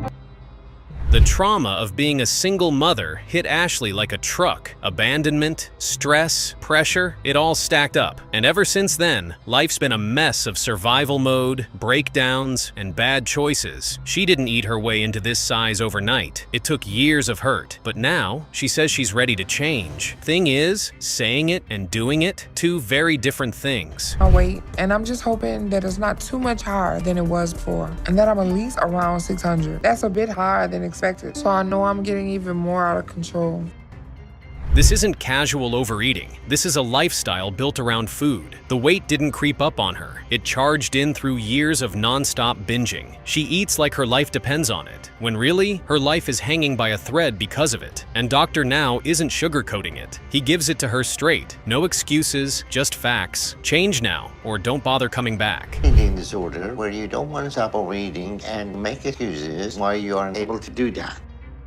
Dr. Now gives her a very clear target. Lose 80 pounds in 2 months. Hit that number and she gets the gastric bypass. But that's not a small ask. That's a war. And based on how she's been handling things so far, fat chance she's sticking to that diet. Discipline isn't her strong suit. I crushed in the car for 4 hours again. But it feels like I could handle a little bit this time around. And I didn't eat the fast food the whole time like I wanted. Wow, that is harsh, but necessary. Dr. Now tells her flat out, she's eating like she's stocking up for the apocalypse. 2 years worth of food in 1 year. That's not survival, that's destruction. And the worst part? Ashley just sits there, like she has nothing to say. What excuse is there for that kind of self-sabotage? What did I expect? Magic, I can honestly say that didn't do what I need. I'll rate still. Why? It's hard. Dr. Now isn't buying any of it. Ashley starts talking about therapy, but she can't even follow a simple diet plan. If she can't commit to that, what makes her think she'll follow through with physical therapy? It's just more deflection, more delay. Dr. Now sees through it all, and he calls it for what it is. Catching up in anything we're telling you. What we gave you, the paper that you're supposed to read every night that you didn't read, tell you how the healthy eating habit should be. Now Ashley has a second shot, a rare chance to prove she means business. She says she wants this, says she's ready to fight, but words are cheap. This time, the scale will do the talking. Will she actually step up, or will she fall right back into the same pattern? You need to stay on track and try to lose weight so we can move ahead with your weight loss surgery as soon as we resolve your medical issue. Unfortunately, Ashley couldn't put in the work, couldn't stick to the plan, couldn't push through the pain, and in the end, she didn't get her surgery. All that talk, all that opportunity, wasted. You win some, you lose some, and Ashley lost very big. When I wake up in the morning, the first thing I do is I thank God that my body didn't give out during the night. Because my health is so bad now, I never know when my body's gonna hit its limit. Maya lives a horrible life. She wakes up dreading the day and goes to bed knowing it might be her last. Every step, every movement is a gamble. One fall, and it's over. And yet, she keeps eating. Not because she's hungry, but because it's the only thing that gives her peace. Food is her comfort, her drug. Even when it's killing her, she can't let go. When I'm going to get it, how I'm going to get it, how much I'm going to get, and never stop. And it's been that way for so long now, because food has been the only reliable constant in my life. The only way out for Maya now is to make the long, exhausting trip to Houston and see Dr. Now. Gastric bypass is her last shot at survival, but first, she has to be accepted into his program, and that's no easy feat. Just getting there is already a struggle. Her body fights her every step of the way. Her hope is barely hanging on. Issue about what I want may not even be able to fit if it's too small. Are you gonna fit? Oh, Christian, no. Even something as basic as getting into a car is a mission. Ashley's body just won't cooperate. Her husband has to scramble for another transport option, something strong enough, safe enough, and big enough to carry her weight. By the time they make it to the hospital, the emotional toll is written all over their faces. And here's what Dr. Now thinks after seeing it all.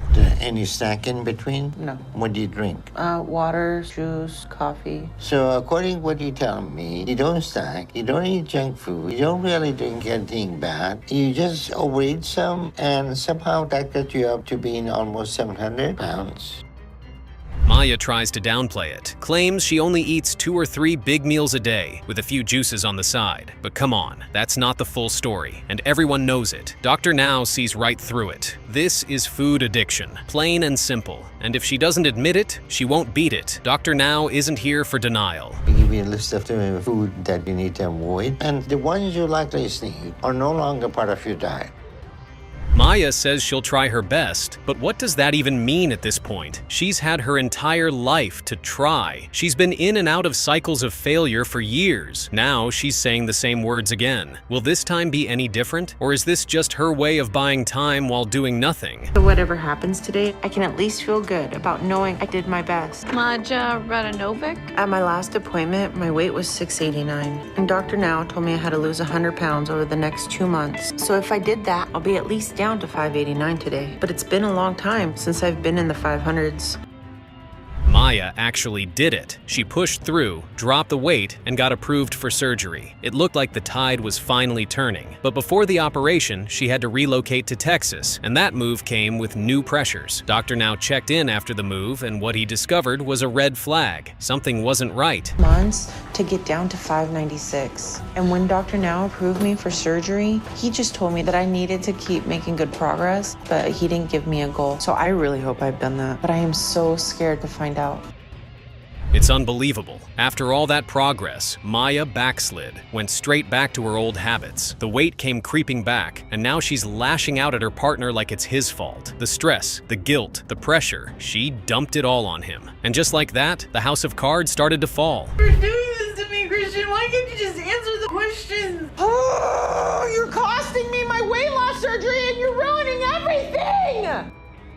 This is just horrible. It shows how deep and messy this journey really is. The surgery, the emotional breakdowns, the constant pressure. It's tearing their relationship apart. Her partner tried to stick it out, but eventually he checked out. And once he gave up, everything got worse for both of them. And I know living with Maya, I'm sure it's not easy. But if you could just operate a little bit longer, I don't see how it's going to hurt you, and it will benefit her. And like clockwork, Maya ran straight back to food, the one thing she always turns to. She spiraled. She didn't lose the weight she needed to stay eligible for surgery. All that effort, gone. You win some, you lose some. And in Maya's case, this one slipped right through her fingers. Food, it's a comfort. It's helping me avoid reality. I have a lot of anxiety and I don't like it. And I am at peace while I eat. I don't have to think about the way I let those around me down if I'm eating. Amber's situation seems hopeless. She's not living, she's barely surviving. Every step feels like punishment. Even going down a flight of stairs is like scaling a mountain. Her joints ache, her spirit's crushed, and she knows it. She's stuck in a body that's breaking down. But even through the despair, she's determined to fight. Because the alternative? Staying like this until it kills her. I see a lot of pity in my mom's face looks at me. Mostly, I think she's just sad for me, and I can't handle that. The only way out now is to get to Dr. Now. That's her shot. Weight loss surgery is the one thing that can help turn this around. But it's not just about showing up. Dr. Now doesn't take everyone. The question is, has Amber done enough to prove she's serious? Or will he see just another patient looking for a shortcut? He says he can't help me. Miss Rushdie? What if he does and I fail? I have a lot of anxiety and fear about this. Dr. Now cuts right to the core of the problem. Amber's parents are feeding the issue. Literally, they keep bringing her food, enabling her, making change impossible. If she wants to move forward, she has to fix that. She can't heal in the same environment that's been poisoning her. And that means having a very real conversation with the people closest to her. To develop new dynamic if surgery is going to be an option for him. If she does not change the dynamic in some way, I may not be able to help her. Amber knows this is it. There are no more chances after this. This is the last fork in the road before things go completely off track. She either commits fully or she loses everything. Her health, her freedom, her life. But the big question remains, can she stay the course or will the comfort of old habits pull her back in? Scales since I saw the doctor last month. I know I've made good progress. I just don't know how much. I hope it's enough. She did it. Amber put in the work and earned her shot. Dr. Now gives the green light for surgery, but the surgery isn't the finish line. It's the beginning. The real battle starts now, because this isn't just about a smaller stomach. It's about rewiring her entire life. Let's see how the procedure goes. Amber, last chance to lose weight. All right, that looks good. Everything well fine, and to finish the surgery, we're gonna go ahead and move her to recovery room.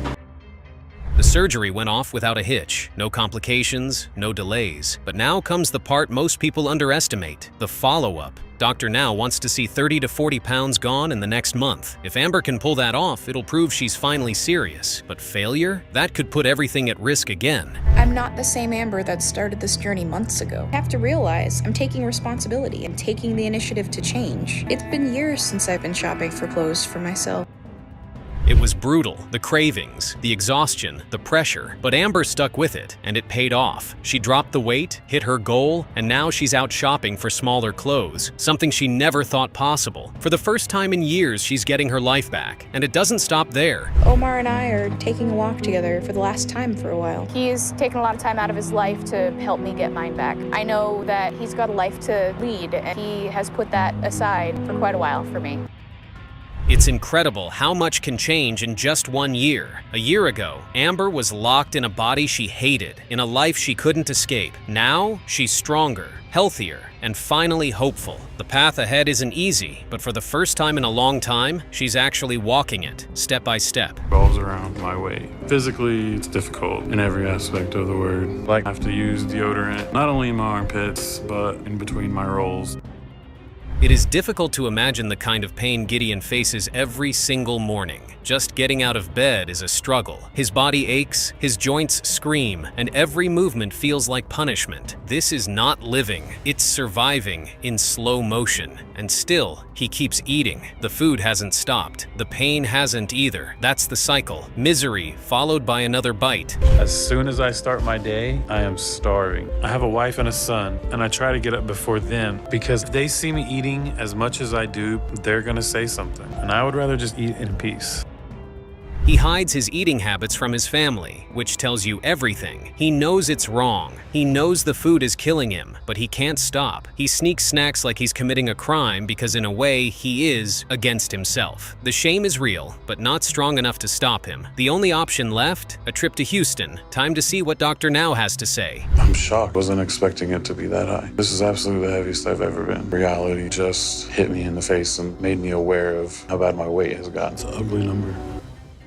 He weighs almost 650 pounds. That's not just obese, that's a red alert. That's a full-blown emergency. Dr. Now knows exactly what kind of danger Gideon is in, but he also sees something else. Hesitation. Like maybe the family's not ready to face the truth. Like maybe they're still in denial. And without full commitment, Gideon's got no shot. To show me that you're ready and willing to work. Okay. Okay? Yes, sir. All right, see you soon. It was awesome to meet you, sir. Gideon has an extra 400 pounds on his body. Gideon talks big, says he's going to meet and smash the goal Dr. Now gave him, but talk is cheap. Most patients start strong, then burn out when it gets hard. Losing that kind of weight takes more than willpower. It takes pain, sacrifice, and discipline. So the question is, can Gideon deliver when it really counts? Because now I have a goal I need to hit. This one is pass-fail. Will determine if I get the surgery or not, and I have to get approved today. Gideon gave it a shot, and while he didn't hit the target, he still managed to drop 50 pounds. That's no small thing. That's 50 pounds of progress. He didn't hit the bullseye, but at least he showed up to the fight. Now it's time for Dr. Now to weigh in on what comes next. Moving in the right direction. And I'm concerned about your test results right now. So I'm not approving you for surgery. Gideon's health has deteriorated, and that is concerning for me. Dr. Now decides to give him one more shot, a second chance, but make no mistake, this is the last one. Gideon knows it too. There's no room for mistakes, no cushion left to fall back on. If he wants to live, he has to commit now. No plan B, no more delays. For the surgery today, we've sacrificed a lot moving down here, so if he doesn't get the surgery, I'm gonna be really disappointed. Hello. Hello, Doc. How you doing tonight? I'm good, how are you? All right. I reviewed all the progress you made over the past week.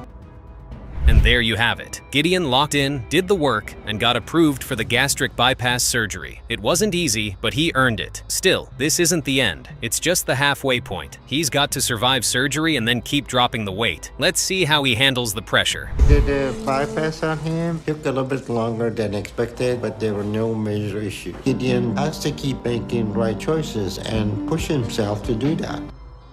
Dr. Now did his part. The surgery is done. Now everything rides on Gideon. The tools are there, but will he use them? Will he push past the cravings, the setbacks, the excuses, or will he let all that effort go to waste? It's all on him now. To stay by herself, so I come every day to help her out because I really feel like she needs help with everything, even walking.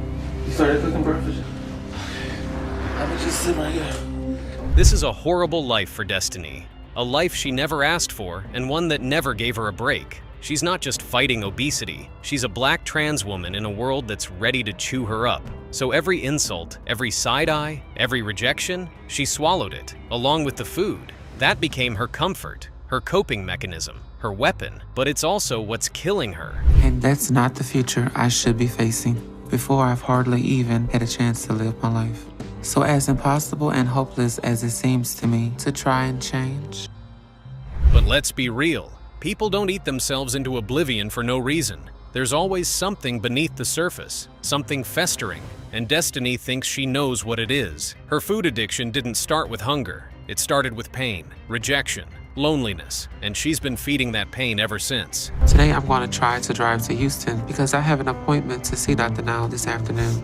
Nona called and set it for me, and she and my mom are going to go with me to help me get there because I don't know how I'm going to handle being in a car that long. Being isolated made everything worse. Friends gone, family distant, alone in her own skin. That loneliness crushed her. And so, like always, she turned to food. But here's the twist. She didn't give up. Despite the depression, she decided to take a massive step forward. A new city, a new name, a new body. She was ready to fight.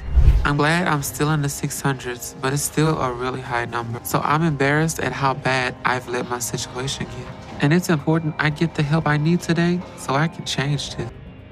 And that's how Destiny reached her current size. Food was her escape hatch, the one thing that made her feel okay when the world didn't. But now she's staring down the consequences. Her body is shutting down. She's at a crossroads, and she's hoping Dr. Now can be the person who saves her. But before that, the scale tells the truth. So you are 668 pounds. So I take it you have been trying to lose the weight and you're here for some help. I haven't been trying. You haven't? No, sir. Even Dr. Now looks stunned. He's heard a lot, but this, he's not sure if Destiny actually wants to lose weight. Her attitude, her words, it's like she's already halfway out the door. What's really going on here? He tries to figure it out, but Destiny's explanation only raises more questions. So you have really not done anything to try to change your eating habit and lose weight? No, sir. I assume you're here because you want to turn your life around and lose weight to have the life you want. Destiny hasn't done any of the prep work. None. No dieting, no effort, nothing. Dr. Now sees right through it. She's not serious, at least not yet, so he starts pressing harder. He knows this isn't just about food. There's a deeper block somewhere, and he wants to get to it before it's too late. I hope so, because she's not going to be able to do this if you continue to enable her and don't give her the support she needs. So the dynamic between you all need to change now. And then it becomes clear. Her family is part of the problem. They're enabling her, feeding her, helping her fail, and that has to stop. For Dr. Now, it's simple. Lose the weight or lose the chance. Get serious or get out. But can Destiny follow through, or will she crumble under the pressure? Am I able to keep it in a jar as a memento? No, you won't be able to keep it, but there's a federal law that anything comes out of a body cannot be returned to patient or anybody.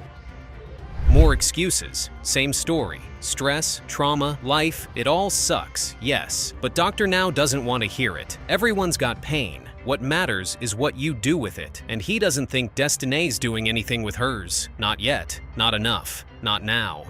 Today we are attempting to do a gastric sleeve procedure on Destiny. Up to this point, it's been a big struggle for her to lose weight. So this surgery will help her a great deal.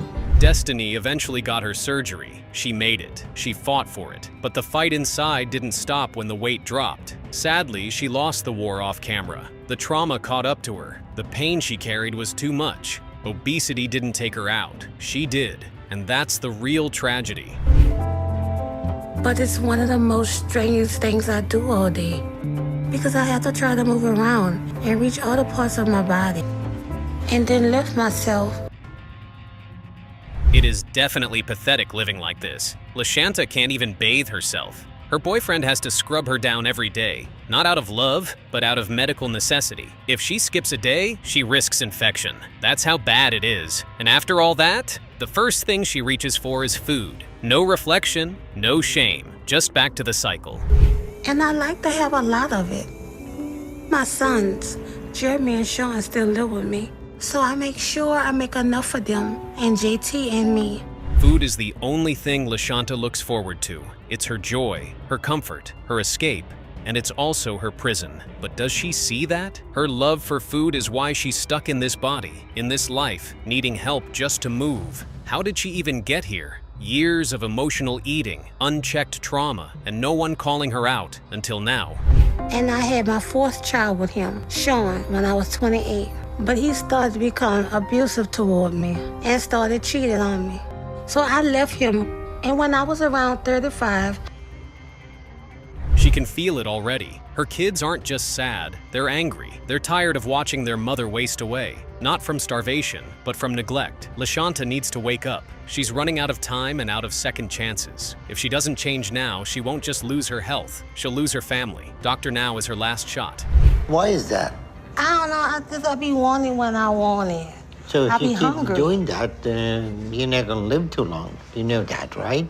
But you don't believe it. Dr. Now doesn't sugarcoat anything. His tone is rough, direct, the kind that breaks fragile egos. But LaShanta doesn't flinch. She doesn't argue. She owns it. She finally admits that she's the one in her own way. And just like that, for the first time in a long time, she sounds ready to fight for her life. Okay, but your chance, it depends on you. Okay, we see a lot of people that they have this intention to lose weight, but they come here, they want us to do something to make them lose weight, but you still continue Dr. Now, though, isn't buying the optimism. He's seen too many like her, full of promises, light on delivery. He tells her straight, he doubts she can do it, but LaShanta insists she's different. She says she's ready to flip the script and prove everyone wrong. Words are easy. Now she has to show it. So when I see LaShanta is continuing to lose weight, like I worry a little bit. I feel really good about my progress, and I feel like the weight is already starting to come off. LaShanta tells the camera she's on track, says she's working the diet, but behind the scenes, not really. And then, out of nowhere, her boyfriend dumps her, not because of her weight gain, but because she was starting to lose. That's how twisted things got. Now it's weigh-in time. Did she really lose anything? Barely. Pretend your neighbor is forcing you to eat. You find another person to manipulate into enabling you. So you're the one doing it. So when are you gonna stop? And even that barely comes with excuses. LaShanta fumbles through reasons, rationalizations, anything to soften the truth. But Dr. Now isn't moved. He's tired of the stories. One more slip and she's out. He doesn't have time for people who won't help themselves. This is it. Do or disappear. And just like that... But I want you to give me one more. No, LaShanta, you're not gonna give you a chance. You're gonna kill yourself with the food. One of these days, I'm gonna get called that they find you dead or you had a... It's over. Dr. Now cuts her from the program. He gave her every opportunity, every tool, and she wasted them. No more diet plans, no more check-ins. If she wants to live, she'll have to figure it out without him. The help is gone. The mirror remains. Every bone in my being is telling me to lay back down. It's miserable. I feel like I'm trapped because it's just difficult. Nikki's stomach is a barrier. Literally. It folds over itself, gets in the way of basic hygiene, and makes something as simple as a shower feel like a death trap. She's terrified of getting stuck in the tub. That's how bad it's gotten. But the question remains, how did it ever get this far? How did Nikki get so big she can barely clean herself? I can't wait to start eating. Okay, sweetie, I'm gonna send it up.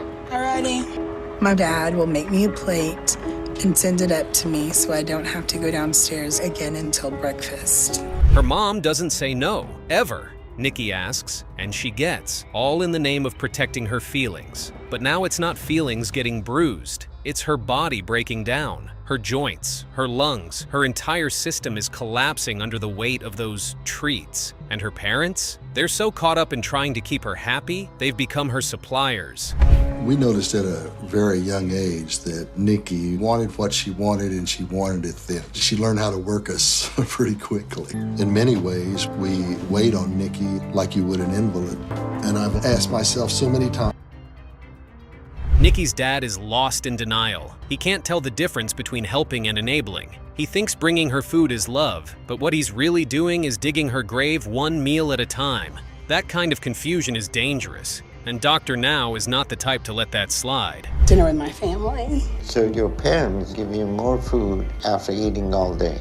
Nikki is eating 5 to 6 times a day. Dr. Now doesn't mince words. He tells Nikki's dad to his face, "You're not helping her. You're killing her slowly. Every snack, every soda, every trip to the drive-thru is one more step toward a funeral." It's brutal honesty. But maybe now, finally, he gets it. And your parents need to show that they can stop enabling you before you're ready. I'm going to start you on 1,200 calorie a day diet. Then you should be able to lose 50 pounds or next month. Nikki promises to drop 50 pounds, just like that. But promises are cheap, and Dr. Now's been lied to before. He doesn't think she really understands what it takes. The diet, the discipline, the sacrifice, it's a lot. And now it's time to see what she brings to the next weigh-in. I'm really scared that I'm not going to be under 600 pounds to qualify for surgery. 587? Is that the real number? Shockingly, Nikki did it. She pushed through and lost enough weight to technically qualify for surgery. She showed grit. But just when things start looking up, Dr. Now drops the bad news. It's still not enough. She has to lose more before he'll operate. Another hurdle in a never-ending race. What we call a pulmonary hypertension. What does that mean? That means your weight has affected your heart and your heart is not able to transport enough oxygen for your body. This hits Nikki hard. She thought she was finally in. Now she has to drop another 50 pounds in just 2 months. That's a huge ask. The mental strain, the cravings, the pressure, it's all stacked against her. The clock is ticking. Will she rise or crumble? Really hard couple of months. My goal was to lose another 50 pounds and get below 550. But getting on the scale and waiting for the number to come up is incredible. Nikki crushed it. She lost even more weight and proved that she's not just talking, she's working. The drive is real. The hunger to live is stronger than the hunger for food. But as the pounds drop, another question rises. Will fixing her body fix what's broken inside? But even with all of her progress, she still carries a lot of weight around her abdomen, which can put pressure on the heart and lung if we don't work fast. Today we're gonna do gastric bypass. Nikki finally got her surgery. That was the victory she fought for. But it didn't magically solve everything. The weight didn't melt off instantly. It was slow, frustrating, and painful. Her story proves one thing clearly: weight loss isn't linear. And in Nikki's case, it's been a brutal, messy, human process from the start. I need to send the ambulance out here. What's the problem? Tell me exactly what's happened. I stood up last night. My left knee popped real loud and... Joe's story begins with complete humiliation. He has to call an ambulance over a domestic accident that wouldn't even make most people break a sweat. But at Joe's size, everything is dangerous. Everything is a risk. And even though he's living what feels like a nightmare, he's got one red line. He refuses to be treated like a joke. This is rock bottom, and he knows it. That's the only thing I won't allow. It would just be too humiliating. I can barely do it for myself right now, but I'd rather die than have to make someone do that for me. Joe is right. This isn't life. Not really. What he's doing now is just surviving minute to minute. He's stuck in a body that can't carry him, in a life that's slipping away. It's gotten so bad that he even considered giving up for good. He's been to the darkest place, and now he knows it's either change or die. With this curse was when I was about 28. I had just fallen in the floor again, and I happened to see a show about a guy that was suffering. But he's not in that hole anymore. Joe's crawling out of it one day at a time, and now he's made the choice to fight. He's heading to Houston to meet with Dr. Now. He wants help. He needs help. The question is, what does Dr. Now see when Joe walks through the door? Just how much he eats. He has to eat around 10,000 calories a day to maintain his weight and gain like he had. Clearly, we have some eating disorder. Dr. Now is stunned that Joe can even walk at all. At that weight, it defies logic. But miracles don't last forever. Dr. Now lays it down hard. If Joe doesn't lose weight, he will die. No maybe. No sugarcoating. And Joe has to decide right now if he's ready to fight for his life. You still gain weight. Well, I recently just moved down here to Houston, so we've been on the road a lot, so. 10 to 12,000 calories a day. That's what it takes to keep Joe at his size. But when he opens his mouth, he claims it's just 2 grilled sandwiches a day. Seriously? That lie doesn't even hold for 5 seconds. Dr. Now shuts it down immediately. He's not playing this game. Question is, it's uncomfortable and hard to undergo all these tests. I don't like being here. I don't want to end up bedridden in a hospital. Joe doesn't seem to get it. This might be his last shot. If he hits 1,000 pounds, that's it. He might not wake up the next morning. Dr. Now sees it clear as day. This is life or death, and Joe has to treat it that way, or it's already over. a good amount of weight, or there is nothing I can do for it. Until then, we will do all we can, but the rest is in Joe's hand. The truth is simple. Joe is the only one who can fix his addiction to food. No one else can do it for him. If he doesn't understand that now, he never will. The next hospital checkup is critical. Will he show up ready to fight or with another excuse? Figure out what changes you can make to have adequate weight loss. I've cut out my sugary drinks. I'm drinking water now. So, okay. Yeah, I'm feeling great. Joe managed to lose some weight, but not nearly enough. Dr. Now is blunt. It's not good enough. He needs to do more, push harder, stay on track, no shortcuts. Joe's window is closing. Will he rise to the challenge, or will he fall back to his old habits? You lost almost 150 pounds. Can you tell the difference? I can. I definitely can do a lot more for sure. So yeah, I can definitely tell. And he did. Joe put in the work. It took time, it took pain, it took effort, but he finally got the surgery. After everything, after all the delays and doubts, he earned a second chance. Now, for the first time in a long time, he can start living his life again. I'm trying really hard not to end up in like some assisted living or nursing home, but it seems like that is getting to be closer to reality. Kelly's story is controversial because she's one of only 2 patients who actually died while cameras were rolling. That fact alone hits like a punch to the gut. She finally decides to pull her life together, but the clock's already blinking red. Every breath sounds like an overdue bill. She talks about the future in hopeful sentences, but the subtext is a resignation letter. She wants redemption. Her body wants revenge. Tragically, revenge wins. Because I can't stop eating. It's like the thing that's causing you to not fulfill your dreams is the same thing you use to help fix your problem. You're just hungry. Walking feels like torture, but Kelly still drags herself down the block when the craving hits. Rain, pain, traffic, none of it matters if a cheeseburger waits at the end. She limps, wheezes, swears under her breath, yet keeps going. It's wild. She can barely stand to shower, but she'll cross asphalt on blistered feet for fries. That's not hunger. That's compulsion in its purest, ugliest form. I've learned that I have a really bad heart. And as I get older and gain more weight, it's getting harder and harder to do anything to fix it. So my mom died when I was 35, and call it intuition or dark humor, but Kelly basically reads her own obituary here. She jokes that if she doesn't change, her heart will tap out. Guess what? The prophecy's already in motion. Now she's face to face with Dr. Now, hoping he can short-circuit destiny. He's seen this script 100 times, and the ending rarely flips. Still, he'll try. Well, any amount of activity like that is bound to take a toll on you. When you're up to 726 pounds and you have a BMI of 117.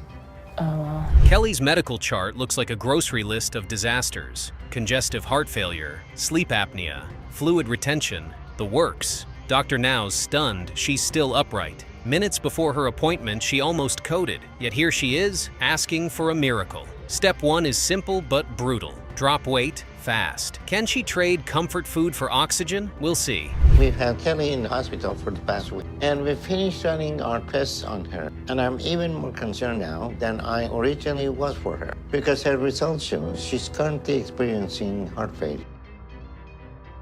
Advice is cheap when you're drowning. Dr. Now hospitalized her to control every bite, every fluid ounce, but progress barely budged. The scale mocks them both. He controls the environment. She still controls the fork. Turns out captivity doesn't break addiction. It just changes the decor.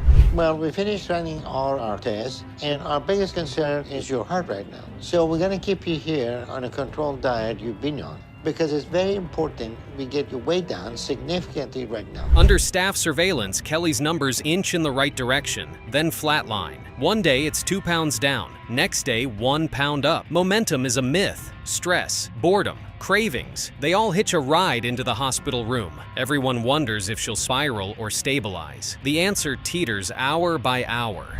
We had Kelly in the hospital for almost a month now, and at that time, we've been able to get her weight down a great deal. We've also been working to help her improve her stamina by getting her up to walk every day. She finally lights a spark, drops a chunk of weight, meets daily step goals, even cracks a rare smile. Dr. Now allows her to go home, optimism in tow. He doesn't realize he may be saying an accidental goodbye. Cameras roll on a moment that feels triumphant, but is actually tragic foreshadowing. Wow, you're down to 604. Yay. That's great. In a couple of days, you're gonna be under 600. I know, right? So you lost 122 pounds so far. Home turns out to be enemy territory. Familiar smells, old routines, enabling friends. Her progress unravels overnight. Pounds crawl back with a vengeance. Surgery date evaporates, and hope shrivels. The relapse slams the door shut. Her body can't withstand another failure, and it doesn't. You're at the 636.4, so instead of losing 25 pounds, you gained 30. And that tells me that you're overeating every day of you've been in here. Kelly fought, but her heart was already bankrupt. One final cardiac arrest, and the fight ended in silence. No triumphant last weigh-in, no redemption arc, just a harsh reminder that sometimes the dice come up snake eyes. Her story closes not with cheers, but with a flat line. Mornings is when I hurt the most out of the entire day. That's when it feels like somebody's holding a torch, like different areas. Angela keeps making bad decisions, and it's catching up with her fast. Her weight has ruined every part of her life. She can't move, she can't breathe properly, and she's scared of dying every single day. But somehow she still doesn't stop. The fear is there, loud and clear, but it's not enough to make her change. I'm scared to death because I could fall on my face. And if I'm down, there's no getting up. I can't even fit my whole body in the shower because of my leg. And then when I have to get my leg up on a bench. That's just sad. Angela doesn't even feel at home in her own body anymore. She avoids mirrors, avoids people, avoids herself. She's embarrassed, ashamed, and uncomfortable in every way. But even with all that pain, she still keeps eating. That's not hunger. That's something deeper. I'm at the point, I will not last that much longer. And I want to be there for Andrea and Emma and Blaze. If I don't get help, I'm going to eat myself to death.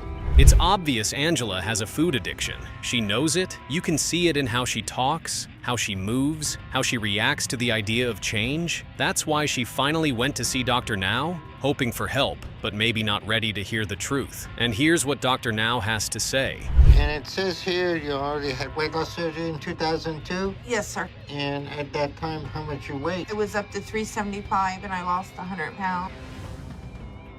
Dr. Now isn't here to baby anyone. He doesn't let Angela use her lymphedema as an excuse. That's just one more thing she hides behind. What she really wanted was a shortcut, a quick fix to make everything better. But Dr. Now shuts that down fast. There's no magic here, only hard work. Not doubting your desire to lose weight. What I'm concerned about is whether you're going to be willing to do what you need. Angela says she wants a better life. She wants to lose weight, walk again, feel human. But wanting isn't enough. Dr. Now makes it clear. It's on her now. No one else can change her eating habits. And with that, he gives her a target. Let's see what she does with it. I'm going to start you on a 1,200 calorie a day diet, and you're going to change your eating habit. Yes. You only eat it 3 times a day. You only eat high protein, no carbs, and you stick to it completely. You got it? Yes, sir. If Angela follows the diet, she'll lose the weight. Dr. Now has no doubt about that. But whether she actually follows it, that's the real question. The tools are there. The plan is there. Now it's about choices. Will she put the work in or fall back into the same cycle? I gave you a goal of losing 40 pounds in 2 months. Yeah, it's a very easy goal, but not over 3 months. If you actually stick into diet for that long, I would expect to see more progress to prove to me you're making any level of changes that you need. Dr. Now doesn't trust words, he trusts results. And right now, Angela hasn't shown any. She says she's trying, but won't come to Houston. So Dr. Now arranges for another weigh-in closer to home. And sure enough, it looks like she's been lying. No weight loss, just more excuses. And you're pretending all these other issues are reason behind why you haven't come down. So what I'm going to do is reschedule your appointment for a month from now. But your weight loss goal to hit for the end is 60 pounds now instead of 40. Dr. Now lays down the law. No effort, no program, period. He won't waste his time or resources on someone who won't commit. So now the question is, what does Angela do next? Does she show up and fight, or disappear like she never meant it in the first place? You're still not coming down to Houston to see me for your follow-up appointment. You know what? I'll be very honest with you. I don't know why it took so long. It seemed like something was happening every other week. So you let another month go without doing what you're supposed to be doing because you don't look like you have lost any weight. Dr. Now was right all along. Angela dropped out of the program. She didn't show up, didn't lose the weight, didn't make a change. Some people just aren't ready to face the truth. And Angela, she chose the easy road, even though it's leading straight to disaster. Straight to disaster.